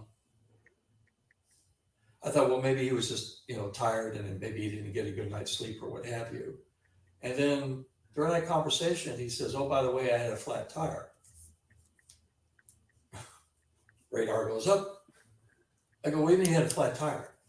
Where could you have gotten a flat tire?" And I'm not going to say you can't pick up a flat tire anywhere, but he's just driving from here to the apartment and shouldn't be driving anywhere else per se. Oh, I just got a flat tire. Okay, where? 192. And then he described the fact that the tire was so flat that he ran the rubber off the wheel. Okay, 192, plenty of places to pull over, and you're driving the rubber off the wheel. So then he described that he was changing the tire and that didn't have it set right, and the jack collapsed somewhat and trapped his thumb between the frame and the jack, and did hurt himself severely. And I think the conversation lasted about 3 minutes. And I said, well, let's get the car into a tire place and see what's going to cost to repair it. I'm sitting there counting, it's going to cost me several $100s for this now. And then that was it. And then 4:54, I'm just getting out of the car, meeting a customer. I'm going to take him into a house, and he calls, and he says, I'm en route to Maddie's grandmother. There's been an occurrence. I said, well, that's a strange word to use, but okay. And then I'm thinking, well, this is weird. 2 events in one afternoon, the flat tire and now this. And so he said, well, I took Maddie to school this morning, and I dropped her off just down from the school because Maddie didn't want to be seen dropped off in front of the school because I'm not driving a cool enough car. I said, okay, well, understand that. Teenager, peer pressure, what have you. And he said, I watched her walk towards the school down the rearview mirror as I pulled away. And so then he goes on to describe that she wasn't, it's been reported that she wasn't at school. Like, we went to pick her up, and she wasn't there. Then we come to find out she hadn't been to school all day. And then he starts to describe that the area is a high abduction area. Kids are stolen for abducted, kidnapped, for sex trafficking, and that there's a good chance that she's been abducted. Typical. Trying to make excuses. Like, I don't, if you really didn't know what happened to her and where she went, why are you jumping to abductions and sex trafficking? Why wouldn't you say, I don't know where she is. I don't know what happened. All I know is that she wasn't at school and we have to find her. But you're not. You're jumping to, well, there's a high chance of abductions and sex trafficking and things in that area. So that could be a possibility. Like, why is that what your go-to? Like, I've said with the Sebastian Rogers case, I'm sure that has crossed their mind, but they're not out here talking about it because you can't let yourself as a parent get into that mindset when you really don't know where your child is, because you would just go down in a hole that you couldn't get out of. Cool questions. Well, what have you done to try to locate her? Have you contacted her old friends, social media? Where's her phone? Oh, she left her phone at home. Oh, okay. Yeah, she does that from time to time. And it was a 3-minute conversation, and he was sobbing. He was really sounded upset that he was holding himself responsible for this. Same routine that Because he was responsible. that he did in that Tuesday interview. I think he was rehearsing it on me. And it was exactly the same routine, same explanation, the whole deal.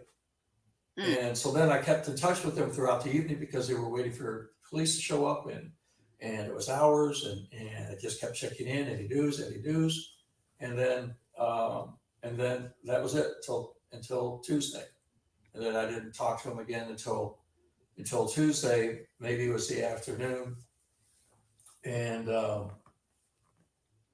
again, just trying to get an update, what's going on. And then as the day expanded, then police were now more involved. And there's interaction between, I guess, your department and the two of them.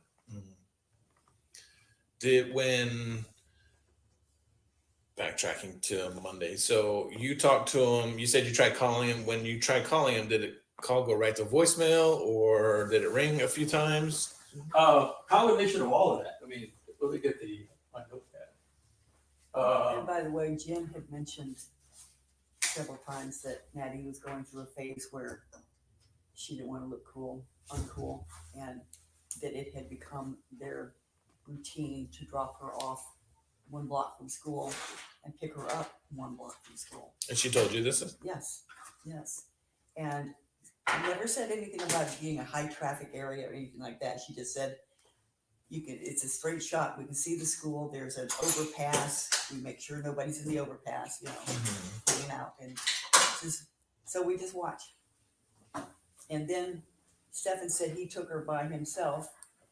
And then in the interview, Jen said, we dropped him off. She said it several times. And so I don't know if, do you want any conjecture or no? The conjecture is that she and Maddie are the same size. She wore Maddie's clothes with the hoodie up to show to cover the dark hair instead of the light hair. And that was Jen's. There's a lot going on in the background, but she's talking about something I wondered myself. And she's saying the conjecture is that she wore Maddie's clothes and was, I'm assuming, who was seen on camera at the church, because I've wondered that myself. Because in the beginning, they talk about seeing somebody in the clothes Madeline was described as wearing, walking from the church. They sit at the church for a minute and then they get up and walk off. I think they later stated that it wasn't what it appeared to be, but I really wonder if it was her. I wonder if she knew and she's the one who went out there and pretended to be Maddie on the camera at the church. Jenny says, I thought about it when Maddie's best friend said she had a meltdown on Saturday or Sunday. Her best friend didn't answer Maddie's text immediately, so it reminded me of the school counselor. Yeah. Yep. Great point. Saw sitting at the church in the picture. Because obviously, from what we've heard, Maddie was already gone by that time. So this elaborate charade put on for everybody's benefit. And she's cool, calm, and collected, and he's a sobbing, wet mess. Now that could be the medication she's on. Mood stabilizers make you like a zombie, where you don't. That's the purpose, because when you're bipolar, you'll have highs where you're up for like 3 days cleaning the house and feel great, and then lows where you're in the bed crying for 3 days. And so the mood stabilizers make it where the mood is evened out and there is no high and there is no low. Oh yeah, okay, now I understand. Having Maddie draw out her feelings during a panic attack, right? The counselor was saying that. And yet, I think she said that it didn't really make sense of like the drawing didn't make sense, but I thought about that too, Jenny. I wondered what she drew. Now, I've seen a picture in her notebook that they pulled up that I can't, unfortunately, well, I wouldn't want to share it on YouTube, but it was a very graphic picture of things that were being done to her. And yeah, I'm wondering if she was going to start, if she told the counselor or started telling the counselor or her best friend. And yeah, Very possible. And yeah, if the counselor took that and showed it to Jen, and then Jen showed it to Stephen, but I would think that they would have called Child Protective Services, maybe. So, like, but again, maybe that's what they were going to do on Monday. So I don't know. That's a good speculation there. I like that. Not I like it, but you know, that's a good thought. So my call to him at 2:25 was 2 seconds, so no connection. And then he called me at 3:17, and that conversation lasted 3 minutes. And you said he was upset at that time, or he seemed? No, he seemed off, and I said, well, maybe, you know, the anxiety medications or what have you was keeping him somewhat kind of flat monotone in a way. Nothing upbeat about it. And then, matter of factly, I had a flat tire. We talked about that, and then Did he plan on taking the car to a tire shop? Did you guys confirm that plan? I told him to. I said, he's driving on the donut. And we both confirmed that, you know, the donut wouldn't last long and that, you know, he needed to get that quickly replaced. And I expected him to do it. I didn't expect for him to do it that day because that's not Stephan's modus operandi. I expected him to do it the next day. So then I did. He knew that he wasn't going to do nothing that day. That's just funny to me. Didn't hear from him until he called me at 4:54. And that conversation lasted 3 minutes. And, you know, as I said, I heard this story about him dropping her off at school and the whole abduction thing. And I heard that even more later in the evening. But I thought to myself, how strange these two events happened and within a short time of one another that afternoon. Did you question him about it or no? No, I didn't think about it. You know, when the call came in, he starts telling me that this is just a thought I had. It's kind of strange that coincidence that there were two incidents like that in that afternoon. Okay. So moving on, you spoke to him around 4-ish, and that's when he said Maddie's gone missing. Yeah, we're close to 5. Okay. And then you didn't speak to him again until the following day. Is that no, correct? I talked to him for 7 minutes at 6:02. Okay. 6:02, and then again for 5 minutes at 6:22. And is that just to get updates, or what's the conversation you're having? Well, it was me he called me at 6:02, and again, just briefing me, letting me know what's going on. There was an out call at 2 minutes at 6:18, and then another one at 6:22 for 5 minutes. And both of those, I was making the calls. And then nothing again until Tuesday at 12:16, 3 seconds there. And then out at 6:32, 1 minute. I'm not even sure if we had even a conversation. So that was, and then after that, no more calls from his phone. Now Jen's calling me on her phone. Okay. Did they tell you why? There was a conversation about whether the police wanted his phone and whether he should give it to him. And I said, do you have any reason not to? Mm-hmm. And he said, no. And I said, then give me your phone. Let's get this cleared up. You know, what really upset me was in one of the conversations I had with him when it became apparent that he was going to be a person of interest. I said, well, you had your phone. You can document where you've been. Mm-hmm. Well, I left my phone at home. Okay. That's back.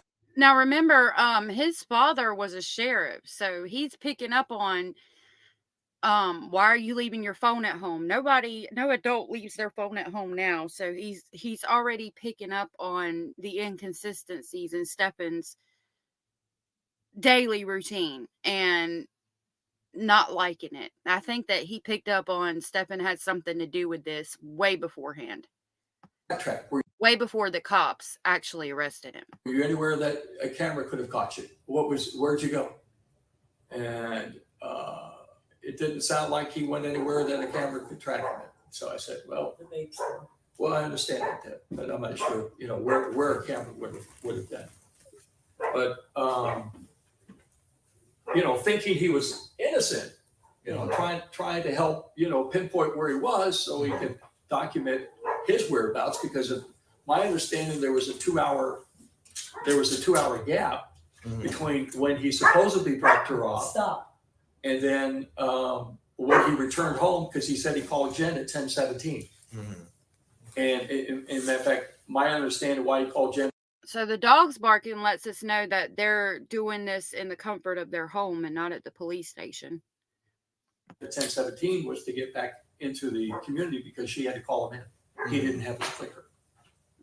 Okay. Is he tech savvy? My impression, no, but I'm hearing, you know, hearsay from other people that he may have been. But when he told me that he was doing a OS update on his phone and it accidentally wiped out his phone, I cried bullshit. You know, Exactly. But, you know, there's always that one off. It could be, you know, but when he starts saying, well, yeah, I accidentally pressed the button to reset it, then I knew it was bullshit. Exactly. That's not in the process of an OS update. You just say, yes, go ahead and do it, and you leave it alone, and it updates and it'll let you know that your phone's been updated. End of story. None of this other bullshit. Do you pay for his phone or does he pay for it? I pay for it. Did you want this coffee? Yeah, would you put some You know, I knew that before he even stated it. Like, how did I already know that? cream in it? Blonde like you know, and duke it in the microwave for 38 seconds. How did you get to Kissimmee? Like, what made you go to Kissimmee? Okay, so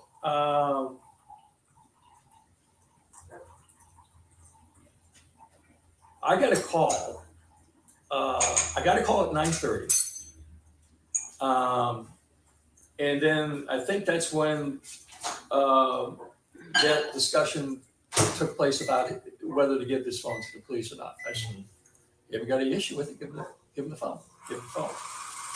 And then I got a call. And then I went to bed. I was 10 or something. I'm all tucked into bed. I got the boys with me. And I may have been partially asleep because I had my phone on silent. And then I woke up because the phone was vibrating. And then my watch would have been in the office. So the phone was vibrating. By the time I got it, there was no connect. So then that was at 10:42. And then I made an out call at 10:43. And then the conversation was about, you need to come up here. And who says that? They both think because they're on speaker. Okay. And Stephan said, hey, you need to come up here.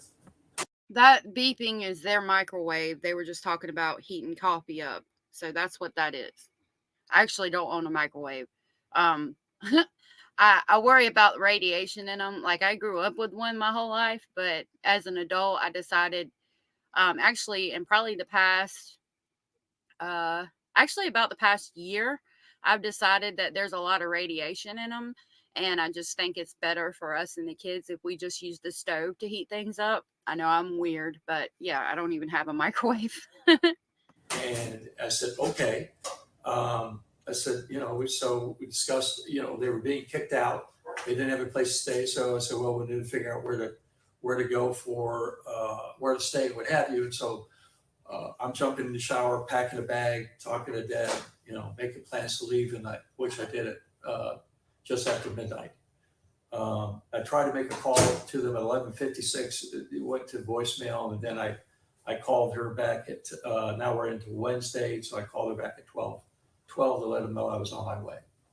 And then I also called my wife because when I left, the front door, if you notice, has an electronic keypad on it. I think that's what I think, Drake.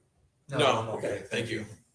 It wasn't working, and it's been it's electronic, and it's batteries in there since the day we moved here, so 4 years old. So when I tried to lock it, it's not flashing or anything. I did get it to lock, but I wanted her to know that, hey, if you go out, you're going to have to come back in through the garage door, and the only way to do that if you had a clicker in your remote in your visor, but you weren't going to be able to get in through the front door. I wonder if Stephan did something, because he said that it was working for 4 years just fine, and then all of a sudden it wasn't. Like that, I've always wondered why. Could the batteries have just died? Of course, but I thought that was weird. And then I got a call from them at 1:18, lasted for 2 minutes, and then at 1:51, 50 seconds, because I arrived at the hotel. What were the conversation at the 118 area? What was that conversation about? Just confirmation of where they were and where we were staying and the address of the hotel, because Okay. it was out off of west of Disney off the 420 now. And from what I understand, did you pay for the hotel or did they pay for it? They paid for theirs, and I paid for mine, but then it said a pet friendly hotel, pet friendly if you pay $150 for the night. Mm-hmm. Okay, so all right, so I paid for the dog to stay. Okay, their dog. Yeah. Okay. Well, I actually reimbursed her for it. Mm-hmm.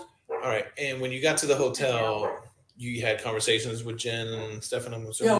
Like, his parents are paying for everything. This grown-ass man-child's everything. We were just greeting, gave Stephan a hug and, chit-chatted for a few minutes. I was busy checking in because they had already completed their check-in. They went up to their room. They were on the opposite end of me, but we were on the same floor. I went out to the car to park my car, get my stuff and bring it in and go to my room. And then I went to their room, spent about 10 minutes with them, no more than 15. And then I was heading back to my room to go to bed. What were the conversations when you were in their room? I don't really recall. It was just, everybody settled in, everybody okay. We'll just meet in the morning and see what unfolds at that time. I'm sure there was going to be some more interviews or what have you. Mm-hmm. I plan to go to the office. Our corporate office is in Orlando, so I plan to go. Mm-hmm. So I was up 6:30, 7 or so. 6:30. Then I left the hotel around 7:30 to go to the office. Okay. When you left to go to the office, was Stephan and Jen still there? As far as I know, I don't know. Mm-hmm. I come to find out later when I got a phone call from Jen around 10 o'clock, 9:48 or so, I think it was.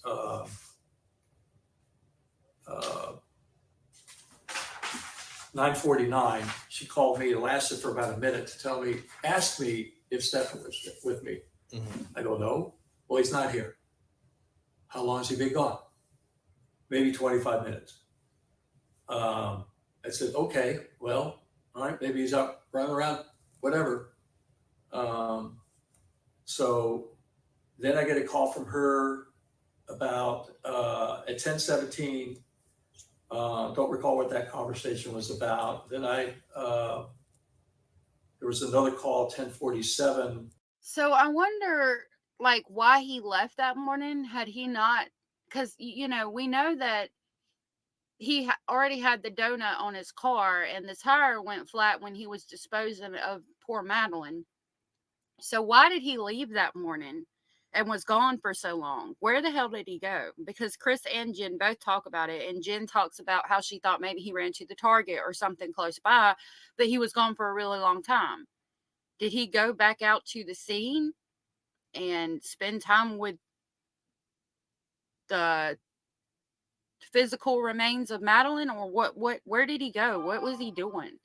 I think this is when, if I'm not mistaken, and if anybody can correct me if I'm wrong, but this is when they saw him driving around Northport. What was he doing in Northport?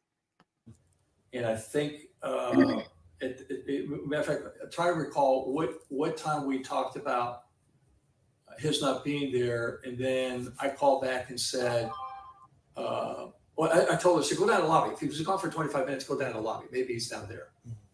Seemed logical. And then after I hung up, I called her back and said, are your car keys there? And she said, no.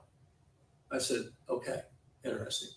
So then I get a call back from her later and saying that the detective had called and said they were going to come over within the hour to visit with them. And thank you, Jenny, for letting me know. Yeah, that's what I thought too, that he went to Northport. I wonder what he was doing there, because he wasn't getting rid of Maddie. He already had the donut on his tire. And I think, the police are asking her who he knows in asking Jen, yeah, where his parents live, exactly. But he didn't go to his parents' house. They did check about storage units, I think, and I don't think they found anything in the storage units. And they were asking Jen about what kind of friends that they had that would be in Northport that she knew of. And she explained, she gave the name of one, but said that she doesn't know that, she doesn't necessarily think that he would know her or her address. So did he go back by his parents' house? And is that maybe why, like, the keypad wasn't working, like I just talked about? Maybe he had something there that he needed to get rid of, some kind of evidentiary something, clothes that he wore or something like that. That's a possibility. I don't know. I'm sure we'll find out when the trial comes. If I can, I plan on going, trying to live stream the trial if I can figure it out and have enough internet to be able to do so. And I said, okay, I'm on my way.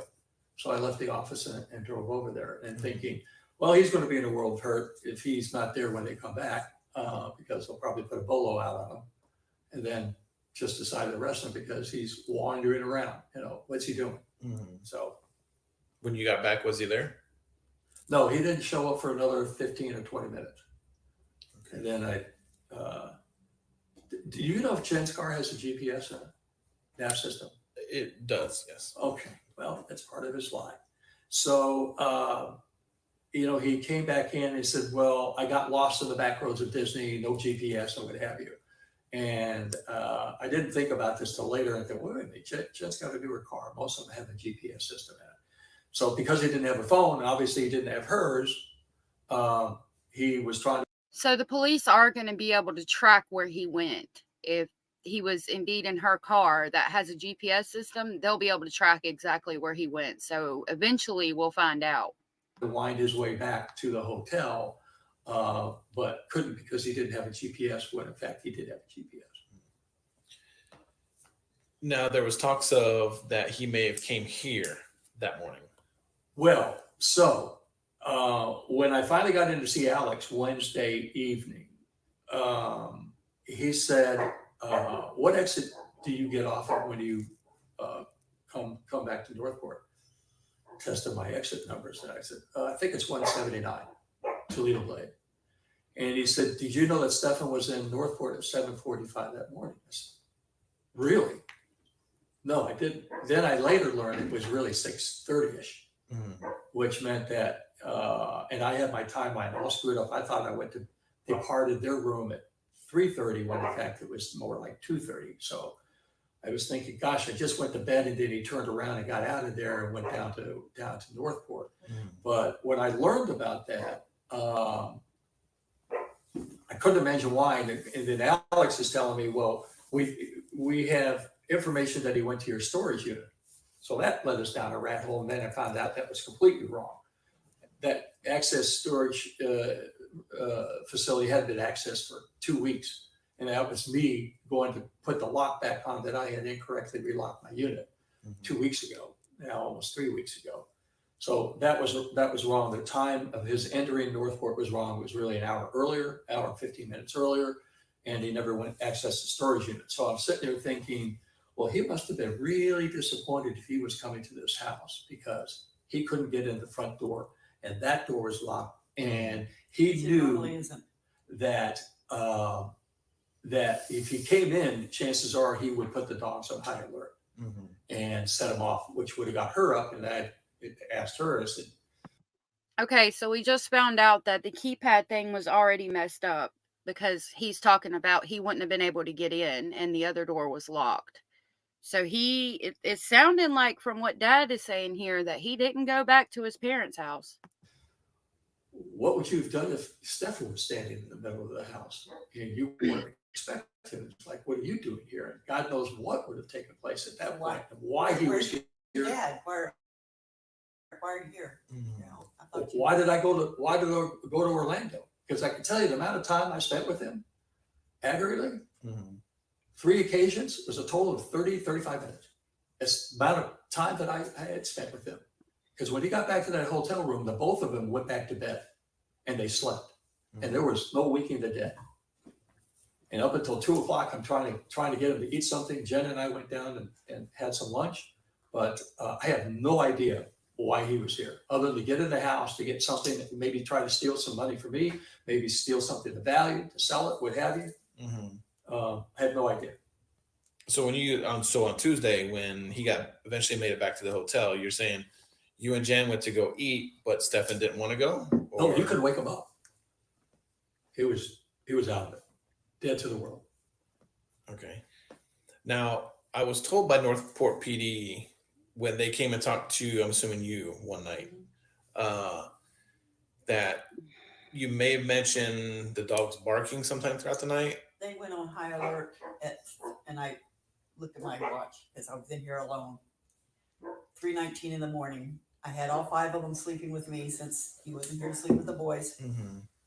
They all went from dead asleep to springing up in the air and standing on all 4 feet, all of them. Jen says, I fear he was willing to steal from his parents. What do you think he would have stolen? During that time frame when he's supposed to be at the hotel room and he left the hotel room before the police interrogation. Like, I wonder myself what was so important that he had to go do that. What do you think? I'm looking at my window Mm-hmm. and giving the war bark. That's not a war bark. That's a wolf. Yeah. When they do it, it's a sound that will make your skin Wake the dead. goosebumps. And I didn't have the gun in my room. I don't usually I don't usually keep it in there. I had to come and look for a flashlight. I let all the dogs out here. And then I did not unlock the security lock on the door. I just took the flashlight and went like this to see if there was a critter in the yard. We have bobcats, we have all kinds of stuff out here. So didn't see anything in the yard. Didn't see anything out the front. Went and looked through the office window. Didn't see anything out there. So didn't see a car. I thought, okay, well, we must have had a critter, and I just missed it. You know, they dig holes and come under the fence and drive the dogs nuts. Rabbits especially. We had one last night. And you're saying that your code to the storage facility was not used on that Tuesday? No, the storage unit, Northport Police told me was, they misread it, but they said the last access, because I didn't think Stephan had my access code unless when we were there in December, he decided to memorize it. And I keep it in my contacts, because obviously I don't use it that often. I'm not going to commit to memory. But I was there 2 weeks ago because they called me up and said, hey, you know, we're doing an audit. We got an audit that's going to happen, and we check all the units, and you didn't lock your unit properly. So, you know, it's just slided over, bolted, and then it's got 2 holes. You drop your padlock in there, lock it. Well, apparently I locked it on the outside. I think I did, but anyway, it must have. So I went over there the next day and properly locked it. So, any reason why he would come here? Does he have any other friends or close people that he would? Well, I mean, he has a limited number of friends. So was he just saying that their storage unit wasn't locked properly? Because I have a storage unit and it sounds like that was the kind of lock he was describing. I wonder if he's saying that that wasn't locked properly. And if so, is that where Stephan went? Yep, maybe. Yep. Jenny, that's a good point. Maybe the pew pew. And yeah, and if that's the case, was he planning on trying to take himself out or take somebody else out? He had already done what he had done to Maddie. So it's very possible that we were going to have a Gabby Petito kind of thing where he did what he did and then goes and takes himself out. That's a good point. I don't know, maybe he was going to hook up with one of them, Frank being one of them. It's the one I know that he's is closely associated with, and when he goes out, it's with him. And we haven't heard of anybody else that he's socializing with, so I'm assuming he would have gone out with Frank. But other than just gaining access to this house, and there's no way he would have broken in here, because impact window's not going to do that. And the front door not working, so he was screw blue tattoo. I checked the car, you know, after the Northport police left to see if there was any marks on the door to see if he was tried to pry the car open, but nope, I didn't see any marks on it. So I guess he was here for an hour and 15 minutes or so before he had to make tracks to get back to Orlando, but I have no idea what he did for that amount of time. Maybe he came down here thinking he would throw the police off. If they obviously found a way to track him or something, maybe they said, well, he disposed of the body or disposed of something down here, but Have no idea, other than just coming here and stealing something from us. You don't know if he has his own credit cards or anything like that, do you? He has one, maybe 2 credit cards at best that are his, and nothing else. Okay. I don't think he may have. I gave him access to a second Chase account that I set up for him, but it hasn't been used for whatever time. So if he has that, it doesn't have any money in the account. So other than that, that's the only thing I would know he had. I gave him. Maybe he went to take one of their cards or some money. That's another thought. He would have use of the gas card, but I had made him fill it up and give me the card back, so he didn't have use of that. What banks does he have? Chase and. Well, he has a second account that I set up, but he has his own account with Disney Partners. Credit union or something. Okay. Yeah. But we don't have any access to that, so I don't know what he's got in there, what he does. Have you looked to see if there was any phone activity on your account that you paid for anytime during that Monday, Tuesday area? I didn't look at his account. To answer your question, no. But then a Wednesday, since he didn't have his phone, I had a spare phone I used for business, which I think you guys have, iPhone mini. And I said, here, use this until you get your phone back. Again, thinking everything's innocent and what have you. And so I gave that to him around 3:00 Wednesday afternoon and said, use this. And then we went downstairs and met with the detectives, and then they were escorted away. And then the last time I saw the phone, other than him calling me to tell me that the detective said when they pull into the Orange County Operations Center, they're going to go straight back. And I go, oh, okay. And I'm to go to the left and park out in front of the main building. We're going there for the press conference. And then I get there, and then I'm expecting to meet up with Jen and Stephan to go up to the press conference. And then when trying to reach them, Stephan's phone is dead at this point. It's turned off. Finally, Jen responds to me, and they said they're making arrangements. Go inside. You'll get a pass. They'll take you upstairs to the press conference. So by the time I got up there, it was over. And now I'm just trying to, where is everybody? But the only call that came in, because I wiped out everything that I could think of to wipe out, because if he's going to have access to that phone, like I've got my contacts in there where I put all my passwords and username and passwords. I know that's stored in passwords, but I want quick access to it or something, whatever information. What are you going to do? No, just stay. Yeah, Stay. just tell me quiet. That'd be all So, and then anything else that would have been confidential that I didn't want to have access to, I deleted off of there. Because again, I only expected them to use it for a short time, because the police said in the lobby, hey, we're going to give your phone back, we're going to give your car back. Well, I knew what that was about. They're going to escort him without handcuffing and what have you. They wanted him to be comfortable and what have you. So I didn't expect to lose my iPhone as a result of that. Which you should be able to get that iPhone back, but I'll double check and let you know. Well, I was going to The ask second- you that. yeah. Because I asked Alec about it. He said, well, it's being transferred to Kissimmee. And I said, well, this is going to be a slow process. So anyway. No, we should be able to get you the iPhone back. Yeah. His other phone, no.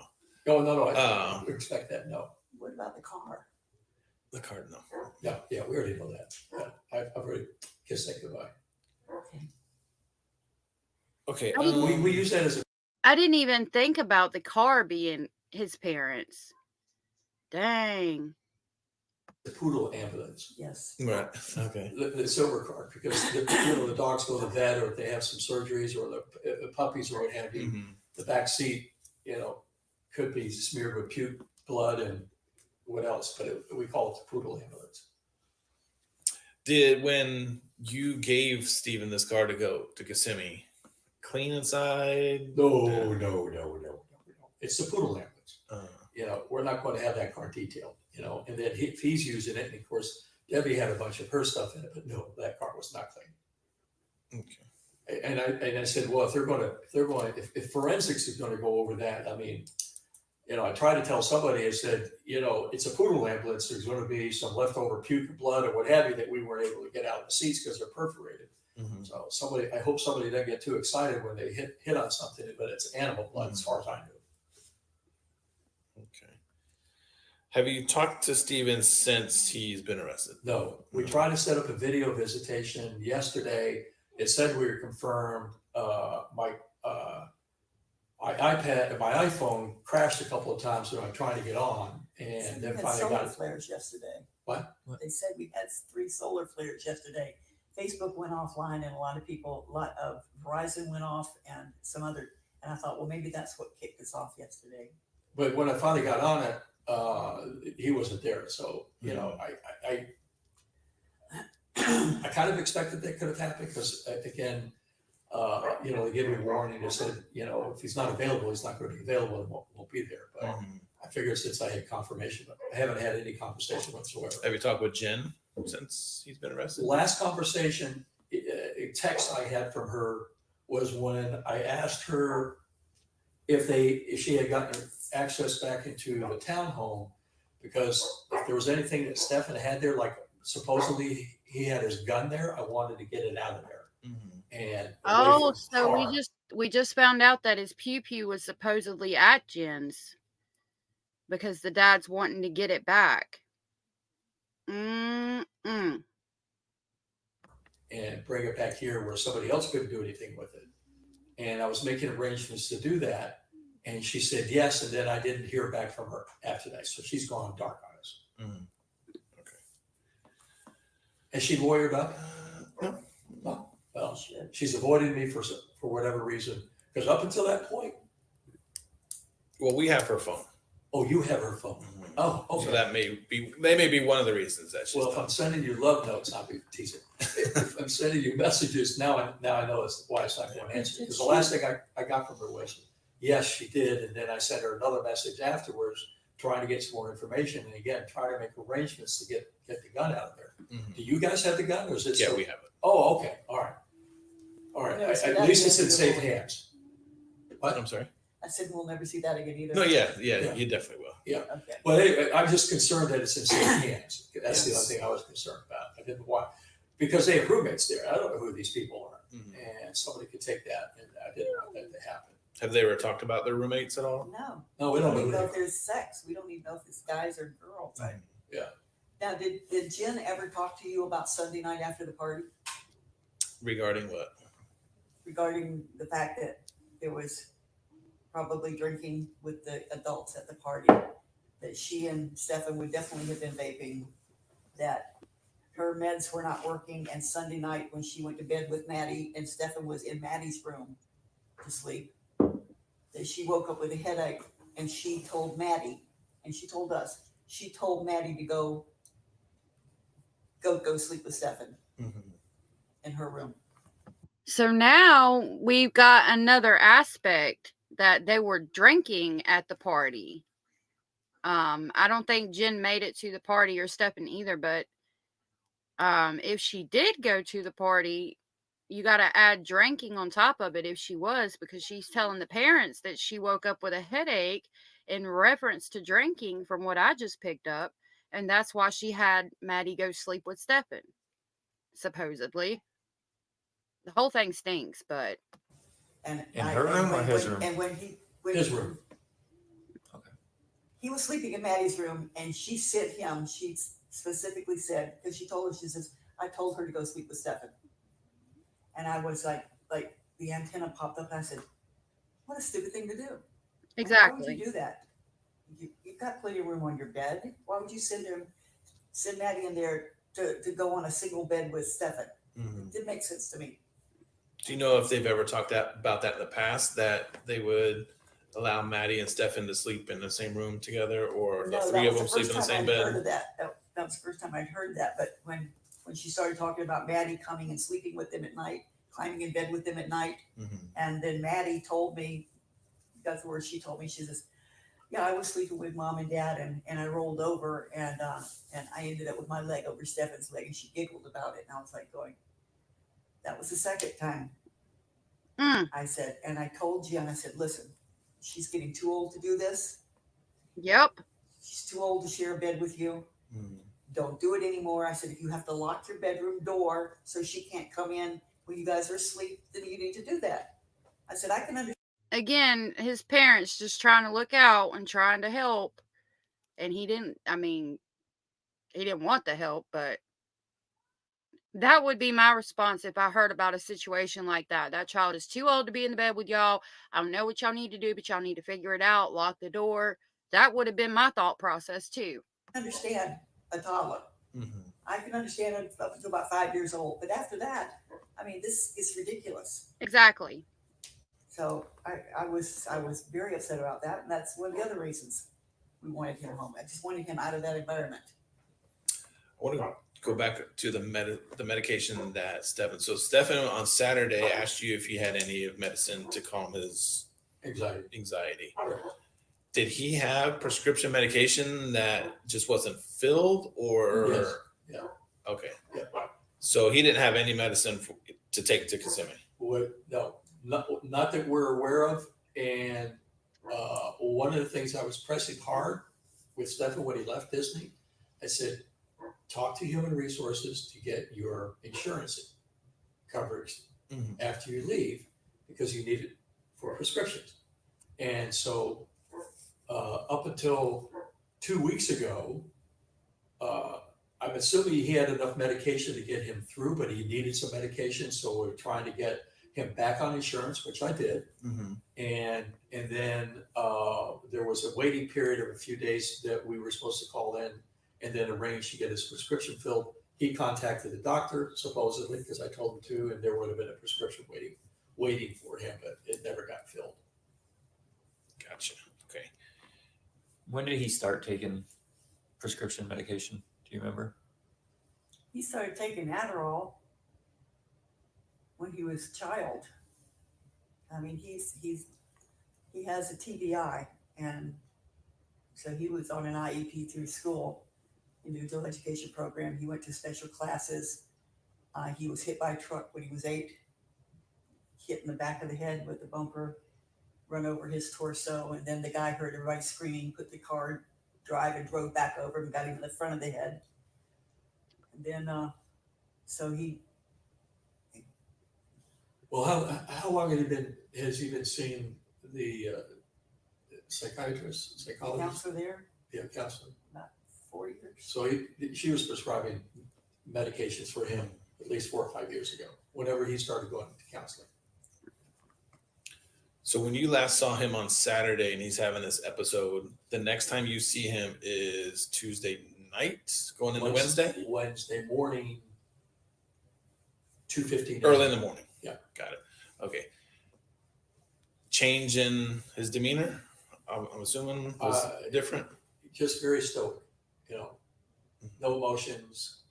Again, I'm attributing to maybe medication he's taking and the fact that. Where would he get that medication? From Jen, if he was going to take it? Yeah, that Jen said, oh, don't worry about it. I have some meds here he could use. And then the fact that we're now looking at. So I guess they're saying that he would have took Jen's medication that night because his was at the pharmacy and he didn't have it. Or were they saying that Jennifer gave him medication on a regular basis? I mean, we know they smoke weed together, but that's different than like giving him her actual medication. Yeah, early Wednesday morning. Now going back to 5 o'clock. Well, actually, even sooner than that, since he knew the true events. So from that Monday afternoon or sometime Monday all the way to Wednesday early morning, I don't know how much sleep he's had. I know he's been under a lot of pressure, obviously, from questioning and interviews and what have you.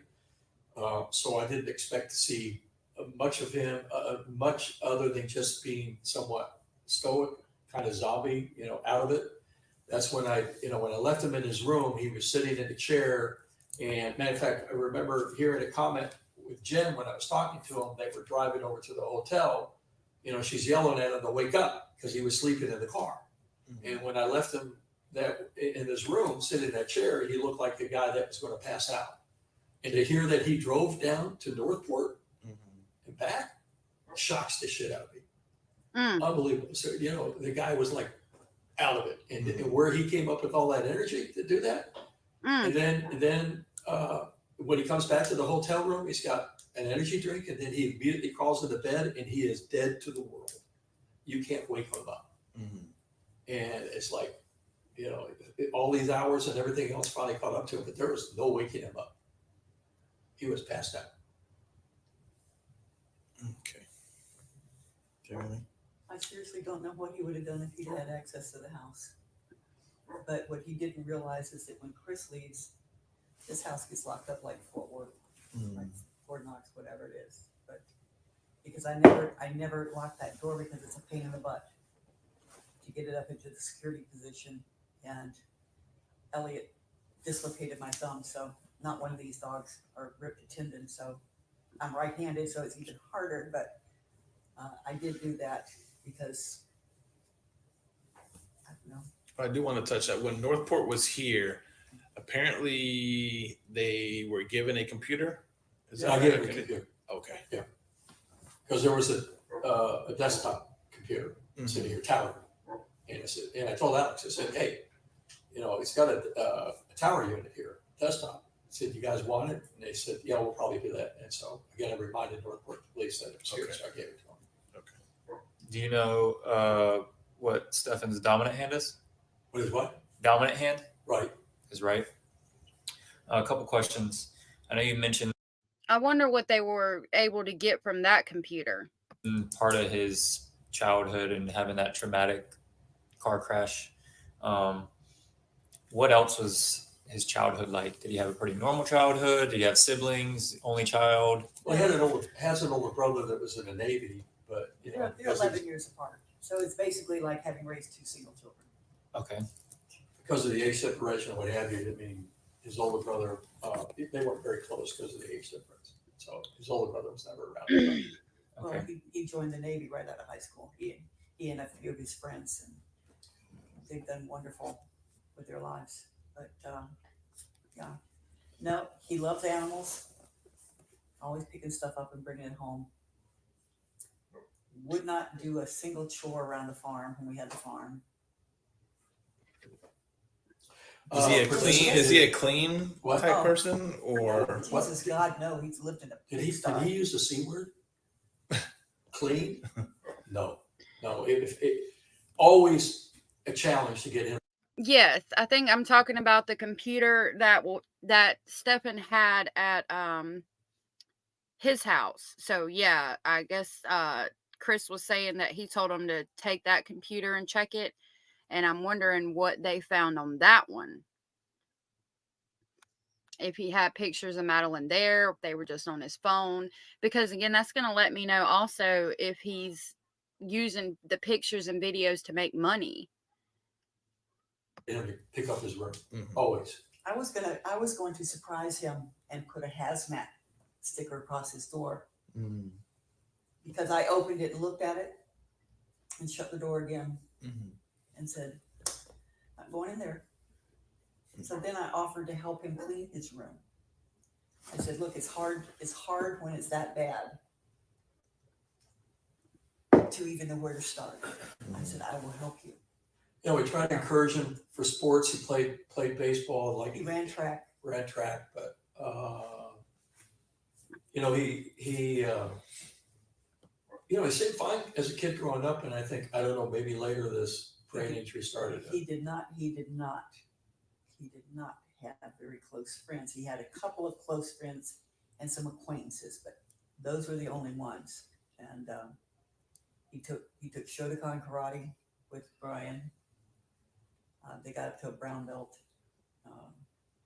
Thank you, Jenny. As a kid, about 300 or 3,000 pictures were found on it that weren't Maddie. So I'm thinking that he was making money off of those pictures and videos, and he was getting pictures and videos as well. Maybe trading some, maybe selling some. Thank you for letting me know that. I didn't know. I'm going to hide that. But also, I mean, even in kindergarten, before the accident, he didn't participate with the other kids a lot. He would rather go and make up his own game and do his own thing than that. Has a very high IQ. He's very intelligent. And I think that I was in college at the time too, trying to finish my degree, and I had all my books, oceanography and stuff like that, and he was interested. And when he was little, he was looking at my college textbooks, and I taught him to read. And he was reading at probably a 5th or 6th grade level when he went into 1st grade. Okay. He has a marvelous vocabulary. He has a great mind for history. If something interests him, he goes all in to research it. So yeah, if he's passionate about something, he will put that focus. He becomes an expert. He got quick. Became passionate about whiskeys. Ask him anything about whiskeys. Ask him anything about teas. I said, Steph, go to the liquor store, and if you got this much knowledge, put it to use.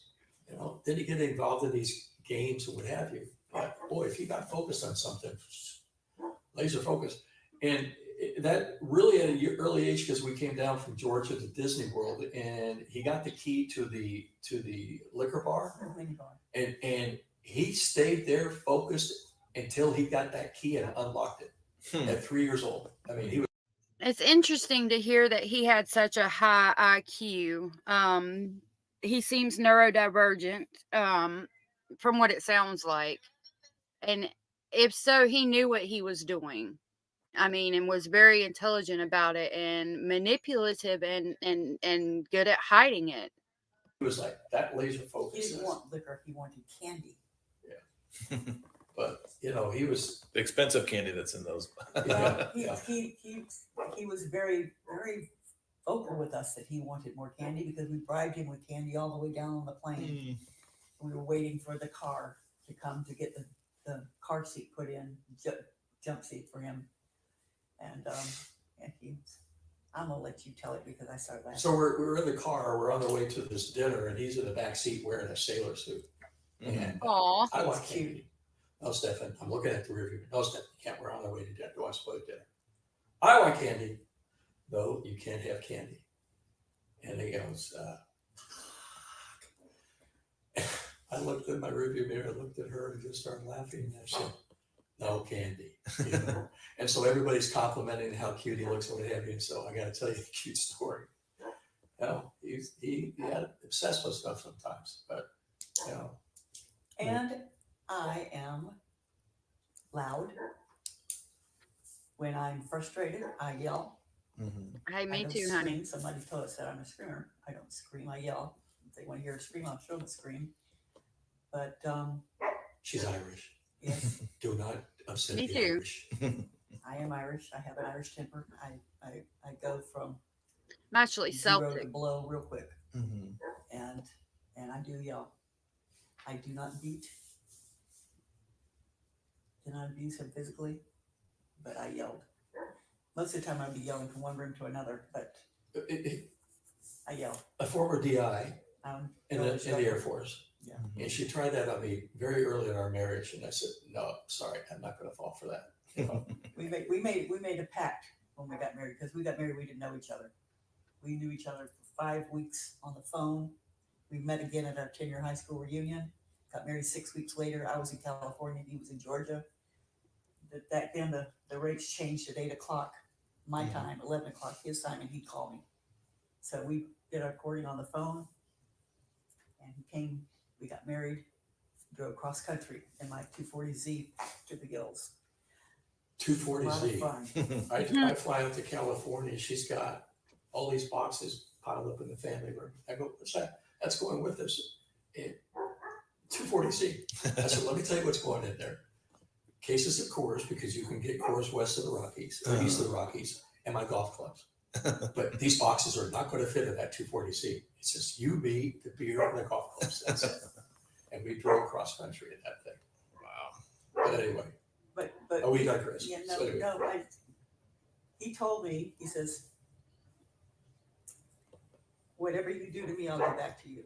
Because I slapped him once. He said, you want me to slap you back? I said, no. He said, then don't slap me. said, so whatever you do to me, I'm going to do to you. So the next time I got mad, I dumped popcorn on his head. Mm-hmm. He picked up the bowl, some left, he dumped it on my head. I said, all right, I get it. I get it. And we have never, Mm-hmm. we don't fight like that anymore. We sit down and talk Mm-hmm. when we're calm enough to finally sit down and talk. Right. There's a lot of We have me a going in blow my room up and and saying 5 this. minutes later it's over. Yeah. You know, Mhm. forgotten about it. No, there's no grudges held.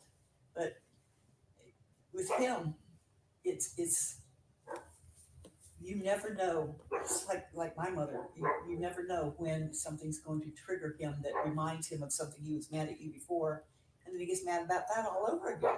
And she did too. I don't see any right reason to do that, but Tell me about his relationships growing up as far as intimate. Do you guys know anything about those?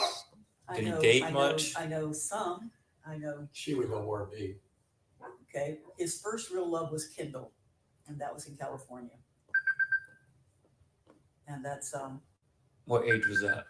High school. Yeah. High school? Yeah. early high school, like freshman year. Okay. Freshman. Yeah, 15, 16. Yeah, and that was we loved Kindle, and Kindle loved him. He loved her. That was the only reason he didn't want to leave California, was because Kindle was going to be there. And Were they the same age? yes. Yes. And then when we came to I'm interested to hear about his dynamic in relationships and how he was with other people in relationships. Florida, It's surprising that they were the same age, because a lot of times people like this will always date girls that are a lot younger than them. there was this Crazy girl. other relationships that were just short, nothing Nothing long term. Yeah, just cycled through a bunch of girls, and the guys he was hanging out with didn't approve of him because they just seemed like no motivation, no drive. I grew up with the, I grew up in Winter Park. I hung out with the elite people in Winter Park.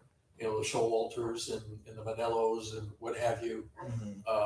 I worked at the hardware store, Miller Hardware in Winter Park, and so, I had drive.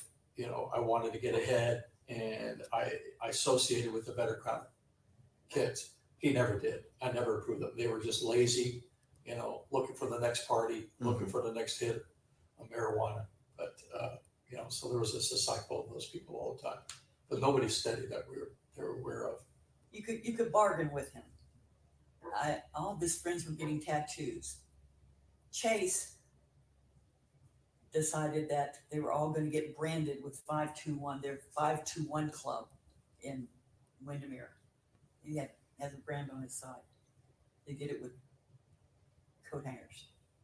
Lord And I mercy. said, if you promise not to get tattoos, then for your 18th birthday, I will take you to a tattoo parlor and I will get you something that's meaningful.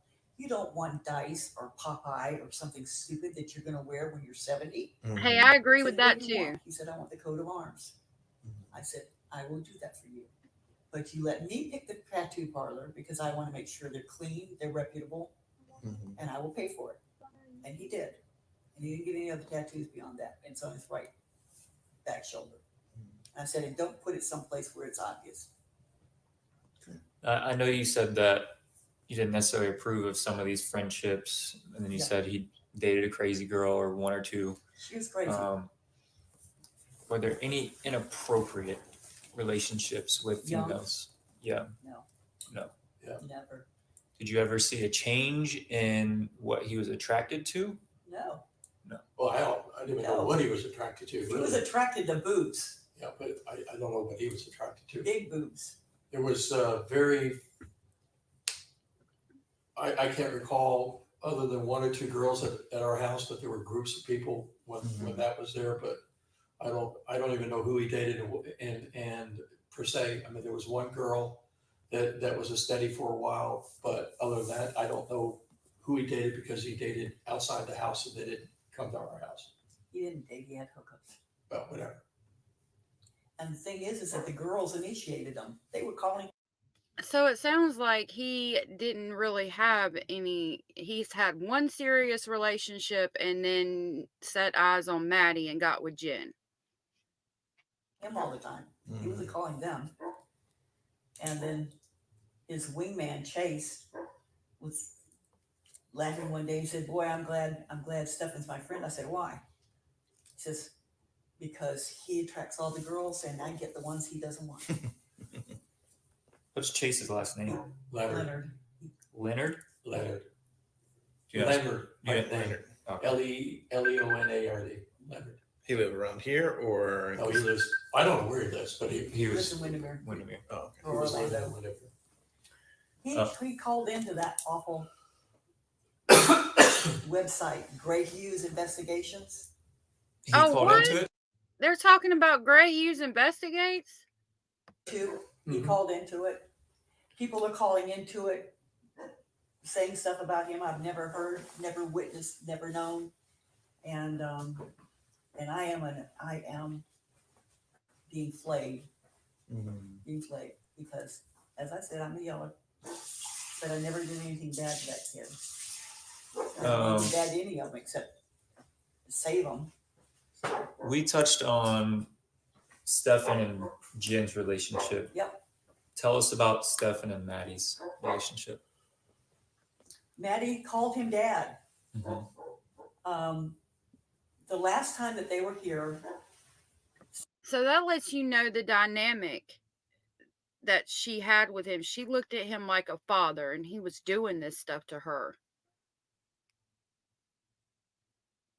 It just shows how much manipulation and power he had over this child. Stephan was sitting in this chair. Jen was here. Maddie was on that side, and she was leaning over with her arm around Stephan's shoulders and petting him with her hand. You know, That's weird. She was getting ready to go to sleep, so she came in to get her hugs and kisses goodnight from everybody. I mean, he didn't really interact with her. In front of you guys. Yeah, exactly. In front of you guys. Right. Did she act that way towards Jen too? That same time? She came and got a hug and kiss from Jen too. Okay. She even gave, when I came into bed, she gave me a hug goodnight too. That was it. Did you see any changes in Maddie over the years in her personality? Well, we were talking about that the other night. It's like there was nothing visible and noticeable about her change in her attitude, demeanor, what have you. And again, we hadn't seen Maddie since maybe early 23. I think at the same time Jen got her car. They came down for a night.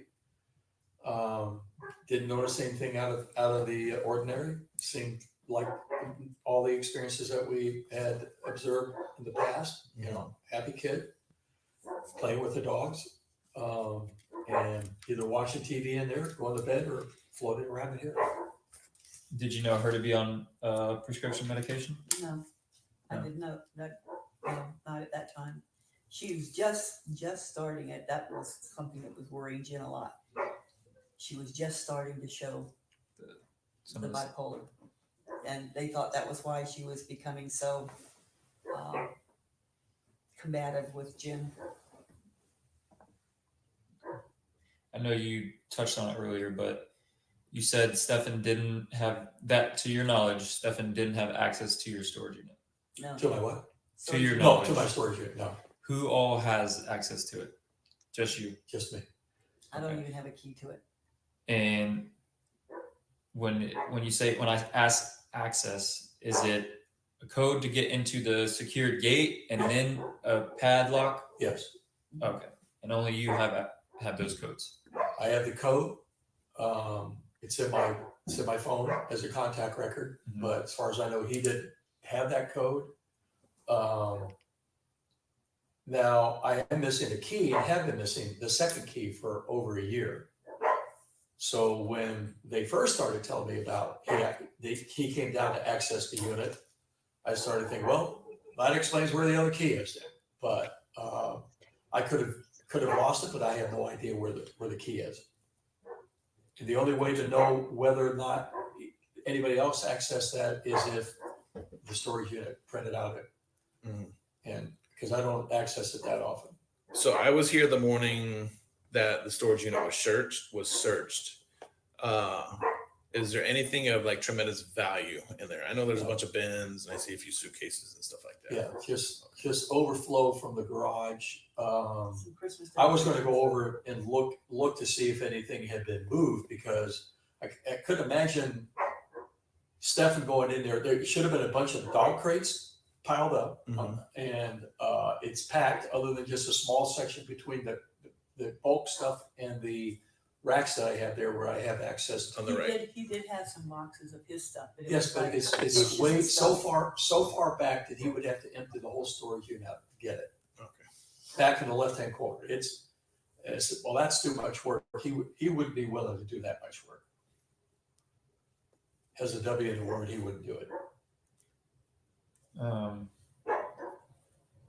Did you guys ever witness or hear him looking up inappropriate stuff on the internet? I have no idea, because we never had access to his rooms. He didn't use our computers. He had his own. Obviously, his room is over here. Do you mind if we look? Yeah. Is it the same way it was, pretty much? No, we started cleaning it out because it's just he's existed in there. We haven't touched that room. At this point, he said, "Well, there's no way in hell he's ever coming back here. We're just going to gain access back to this room." We gave the other police complete access to it before we touched anything. Okay. Yeah. And the stuff that I had thrown away, the trash off of his big table, I had left there in a bag, and I said, "This is all I have done at this point, and if you want to go through the bag, you do it." You know. So we're just getting rid of clothes and then trash that's in there, and then, like I said, it's going to take a while for us just to get in there and sort it out and figure out if there's anything of value that could be sold. And so, but it's pretty much the same mess that he left it in.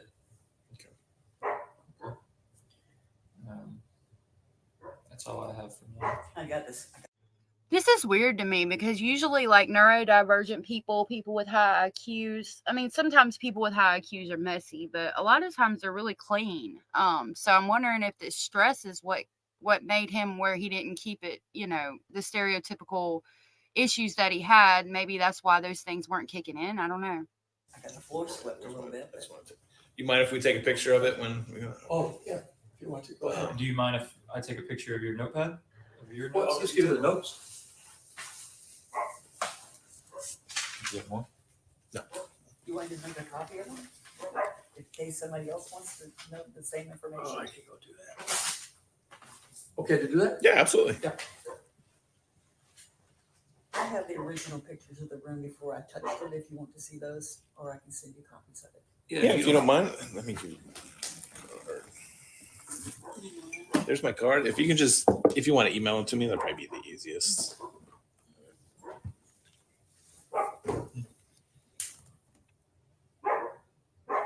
I took pictures because it was so disgusting.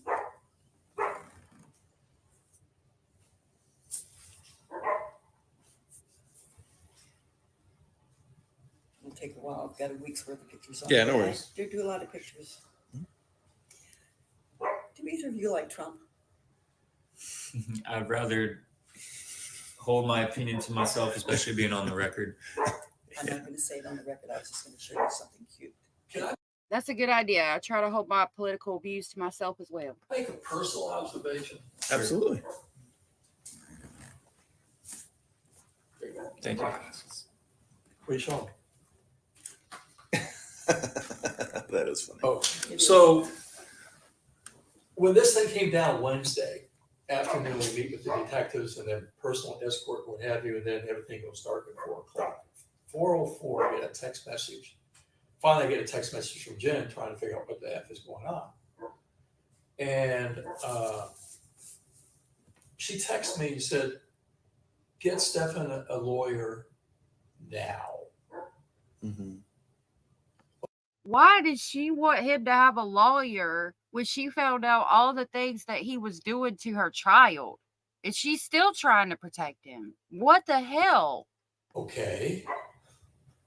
Why? And then she says, well, they have found these images on Stephan's phone that there's sex acts between Maddie and Stephan. I go, I disbelief and go, okay. And I asked her how long. She said 2 years. And she said something to the effect, like he needs a lawyer up. That is crazy. She knew that there was pictures and videos of him doing that to her daughter, and she's trying to make sure he has a lawyer. I mean, that answers the question right there of, was she playing mother to both of them? I think she was. That is insane. And we know that the images and videos of what he was doing to her go back all the way to the age of 8. Mm-hmm. And I thought that was just really weird. And so a few hours later, she finally comes out of the. I'm communicating with her before this, and I said, I got to go get something to eat, and got to use the restroom. The station's locked up. I can't get in. And she said, well, they said, go up to a Wawa or something. I said, okay. And the next thing you know, no, they're going to let me out and go to get something to eat. So she comes out, and demeanor is just matter of factly, everything's fine. Mm-hmm. And we get in the car and we're talking. And we go to get something to eat. And I kept thinking, this is a woman who just learned that her child had been sexually abused for the last 2 years. And she's acting towards me like nothing's happened. Mm-hmm. And it's like another day, another evening out, we're just spending time together. That entire time. And then I take her back to the police station. And then she's done with her interview. The detectives come out and say, hey, we want to talk with you. I said, fine, there's something to have a conversation with me. Arrange for her to get in the car to stay with Sailor. And I go up and have my conversation with Alex. And then I go back to the car and I'm going to take her back home because she needs a ride home. And even her demeanor of coming out with the detectives is just like, everything's fine. Did she act like that during previous contacts with you guys, whether it be last month, last year? Was it the same kind of? Wow. This says so much about Jennifer Soto and what she knew. Of interaction? Yeah. If anything, this is the most interaction I've ever had with her. Mm-hmm. Because when she came here, I never really interacted with her unless we're having a meal together. Mm-hmm. And so we're leaving and I'm taking her home. And I kept thinking as we're talking, I'm expecting her to just blow up and start beating the shit out of me or scratching me or chewing my ass out. But no, none of that. I kept waiting for something to explode. And matter of fact, as we're leaving, before we went downstairs to the lobby, Stephan handed me his pocket knife and said, you better hang on to this. That's okay. And then I threw it in the console of my car as I'm leaving. I look down and I see this knife and I go, call Alex and say, hey, Stephan gave me his knife that's got it in the console. Maybe you should have it. Mm-hmm. So I swung back around and took it to her, and I didn't get any questioning from her. What are you doing that for? I kind of expected that, but I didn't. Ran to the piece of paper, gave it to Alex, gave him a statement, we left. Took her back, and everything, she's acting just too normal. It doesn't seem it's acting abnormal because she shouldn't be that way.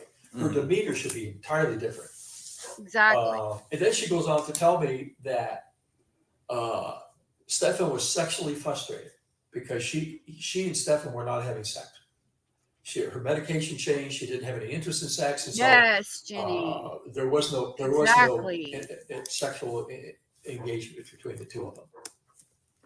And I said, well, this is really unusual conversation to hear this from a mother that, if you ask anybody else, what would your reaction to be? I said, I would be batshit crazy beating somebody up. Right. And that was not the case. And then I saw the interview. And I said, you know, I keep thinking, if I saw that interview Tuesday and they called me, I said, no effing way would I have gone to Orlando, because I would have seen for myself, like everybody else did on YouTube, too. They weren't buying the story. And what I saw Stephan doing was a repeat of what he had talked to me about on Monday evening. Video And, pictures. Thank you. I was just, I couldn't, her mannerisms were exactly what I saw and observed Wednesday evening, you know, if not even better, you know.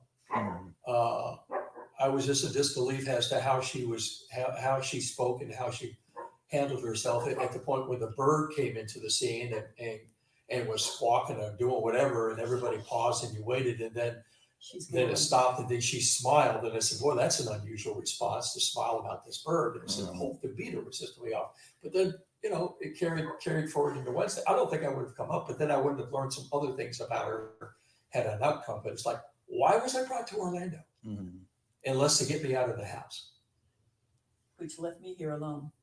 So I have no idea, but so you watched his interview that he gave to the news, right? Yeah. Because you said that was roughly what he told you on the phone. Yeah. What was his reaction like to you? Did it seem genuine? Did it seem? You know, it was very difficult to tell when he was, I could never tell if he was lying to me or not. I mean, it was very difficult. I just, at one point, I just said, you know what? If his lips are moving, he's lying, and I'll never get the truth out of him. And there's no way of breaking him. You know, we're missing a Rolex.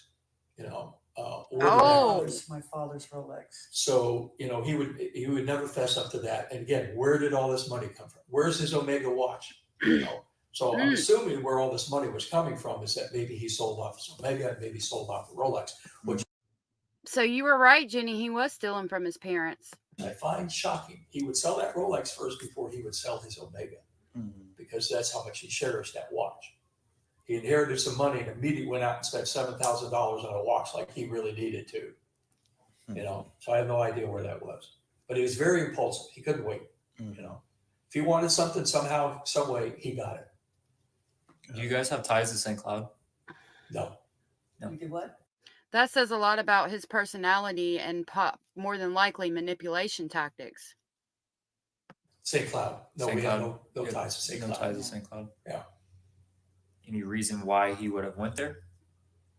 I have no idea. Other than the fact that maybe he's just trying to get as far away as possible. I mean, I have no idea. I mean, based on what I've seen on TV, I can see where the flat occurred and where he had to drive, I guess, 2 miles back to the hard surface. And maybe something happened. He drove that rubber right off that wheel. I have no idea why he was down there. Obviously not an easy question. And we know now that he was there to place her body where he did. Do you think he was capable of doing what he did? I would, if you had asked me Sunday, I would have said no, never in a million years. He loved that child that was supposed to be his stepdaughter if they stayed together. He helped raise her. He was not allowed to discipline her. Maddie did that. Jim did that, but he acted as a peacekeeper. But no, and to kill her, no. I think if I had to put forward a guess, I would think that it was accidental. I think that. I know it's stupid. Yes, I'm Irish, and yes, I've had dreams that are precognition. Yes, they come true. But I did have a dream, and in that dream, they were in Stephan's room and in Maddie's room, unclothed. Jen came in to wake her up. Was confronted by the fact that they were together in a way they shouldn't have been, and I think a struggle ensued, and she either hit her head or broke her neck. So I don't think there was those. Couldn't have been a gunshot. So we just heard what his mom thinks happened. I need to get done with this, but I'm going to back it up just a little bit. She's talking about having a dream. Oh Lord, not that much. And that sometimes her dreams come true. I don't know if you believe in stuff like that, but I do. Let's listen to that again real quick. I would, if you had asked me Sunday, I would have said no, never in a million years. He loved that child that was supposed to be his stepdaughter if they stayed together. He helped raise her. He was not allowed to discipline her. Maddie did that. Jen did that, but he acted as a peacekeeper. But no, and to kill her, no. I think if I had to put forward a guess, I would think that it was accidental. I think that I know it's stupid. Yes, I'm Irish, and yes, I've had dreams that are precognition. Yes, they come true. But I did have a dream, and in that dream, they were in Stephan's room and in Maddie's room, unclothed. Jen came in to wake her up. Was confronted by the fact that they were together in a way they shouldn't have been, and I think a struggle ensued, and she either hit her head or broke her neck. So I don't think there was those. Couldn't have been a gunshot because everybody would have heard it. I think stabbing, you'd have found blood. So that's the only thing I can think. And that then as she would have told Stephan, and in my dream, this is all your fault. You caused this. This is all your fault. You have to fix it. We think he's being the front person on this, and That was their phone. But yeah, they're saying that they think he's being the front person of what actually happened.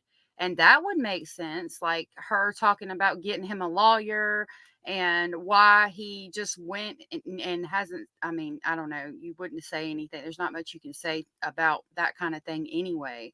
But maybe that's why she's not showing any emotion if he's being the fall guy for her. That makes a lot of sense. falling on the sword, and Jen's definitely complicit in this in some way. That's what we think. So then you believe that Jen would have prioritized your son more than her own daughter? Yes. Yeah. Why?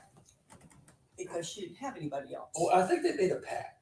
I think they And again, decided who was going to look do at what. her hugging him and consoling him at that interview, knowing full well what the truth is. And I think Stephan's decided to be the fall guy in this because he's feeling remorse over the inappropriate relationship he had with Maddie, and that since if he's going to be discovered in this, that he's going to be the front guy in this. But she's just as culpable as he is in this. The other thing is that as a mother, I have seen that child cry. You do not fake the sound in his voice, the clogged sinuses that he was dealing with. Mm-hmm. The man was sick. No. I don't know if she just feels vindicated that she took care of it. I don't know, but I know that he's the only one that's feeling any remorse or any sorrow for that child, and she is not. I told Debbie when I left Tuesday. And we've noticed that looking at how Jen reacts when confronted that Maddie was deceased and about everything going on, she shows no emotion. Tuesday night, early Wednesday morning, I said, do we really know our son? Because at that point, I didn't know what to question. Apparently not, from some of the stuff that's coming out of these calls into Greg Hughes. But anyway. I mean, stuff that one kid said that we were providing him with Hustler magazines. We've never had a Hustler magazine in our house. We don't have booze in our house unless it's for people to come to visit. We don't drink. We don't do drugs. Don't smoke cigarettes anymore. Quit those before I got pregnant with him. Yeah. Just a lot of it, connecting the dots after their visit, what have you, and then seeing that interview, I was like blown away by that interview. So I think people are making some pop up just to be sensational. Yeah. It's the internet. You gotta take it for what it's worth. You know, just, When do you think, well, I don't know if you can tell us or not. I mean, I see 3 milestones coming up that we have to prepare for the backlash, the autopsy, obviously the funeral. charges that come out afterwards. And then if the other shoe drops with Jen, you know, and hopefully that happens where it diffuses some of this to where it needs to go as well. I can answer one of those questions. The autopsy is done. Autopsy was done Saturday. But as for the other two, we can't really. The top of Yeah, the heap. I know you guys have to get your Okay. act together on that because that obviously is very important to the case in getting all that put together. You're not gonna tell us how she got Me it too. or when. They can't do that. Can't do that. I think Jen is bothered about anything having to do with Maddie at all whatsoever. It seems like she was aggravated by Maddie and not a mother role, but more just aggravated with her existence. I couldn't agree more. When everything comes to We need an ending, we need a heads we up will. because we've already had people coming to the door with microphones and crap and vans out front, and I'm getting hate mail, hate texts, hate phone calls. People saying I don't some know awful why things people to do me that shit. about being a rotten mother, and what we've explained to others that we have interviewed, we can't tell you guys what to do. All that we can do is ask, is it if media contacts you or something like that, you don't want to contact them, direct them towards us. And then we will do, our department will handle the media stuff. Northport's been great. They've actually been stepped up their drive-bys. patrol units here. They know what we're up against, so they've been very helpful. Well, the Landrys were here, so they've been through this before in the last 2 years. Yes, they have. Yes, they have. That's the Gabby Petito case I was just referencing. So evidently they live in the same area. I don't know why people target like the parents of the offender and things like that. Like there probably weren't any signs that they picked up on. These people move in silence. They're not damn sure not telling their parents about the relationship they're having with a 8-year-old child. You know, I'll never understand why the parents get attacked like that. I don't think it's necessary. I think it's out of line. It's just ridiculous. Hate mail and hate text and things. It's too much. Strange, tiny little Northport where people go to die. This is God's waiting room, you know. A bunch of old farts here, and we have 2 murders. Well, was it here? It wasn't. No, it didn't happen here, but still, Yeah. they're chasing the parents to Northport. Well, the Landry kid came home and they helped him, so that's a little bit different. But still, I don't want to feel like I have to look over my shoulder all the time. I don't want to feel like I have a target on me. It's you have to have nails to get that out. You want me to get it out for you? I got it. Well, like I said, I really do appreciate you guys speaking with us.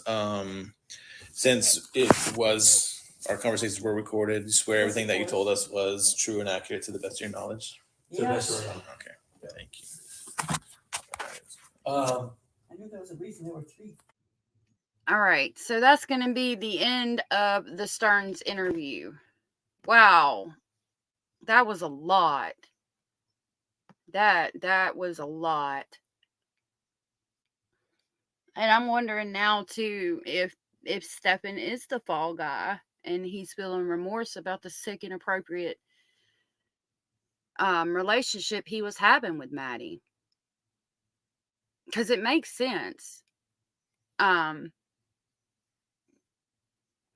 You know, I don't know. I mean, it does seem like she was bothered about anything to do with Maddie. And if she really didn't care and caught them like the mother said, I think, judging by the way we've seen how she acts around Maddie and with Maddie, she would have aggressed towards Maddie and not Stephan as you're sleeping with my boyfriend kind of thing, and could have done something to her. And Stephan is feeling remorse, and so he's going to take the fall for it. And she knew all along. I mean, it explains I don't know, it explains a lot. Something to think about. I'm going to think about it today and see what I can come up with. But I've got to go. I got a lot of things to do and people calling and all of the things. So I appreciate you being here with me, Jenny. And I will be back tomorrow, probably earlier. So don't feel bad if you don't make it here with me. It's good. I'm still going to make my live streams, put them out. I'm going to try to cut down and make videos and put them out. And hopefully eventually some people will join us and hear what we think and what we have to say. Thank you so much for being here. I'm going to do my little outro. And yeah, I'll see you tomorrow. I hope you have a good day. I hope it's the best day you've ever had in your whole entire life. And I'll see everybody tomorrow. Thank you. If you're watching this on the replay, please don't forget to like and subscribe.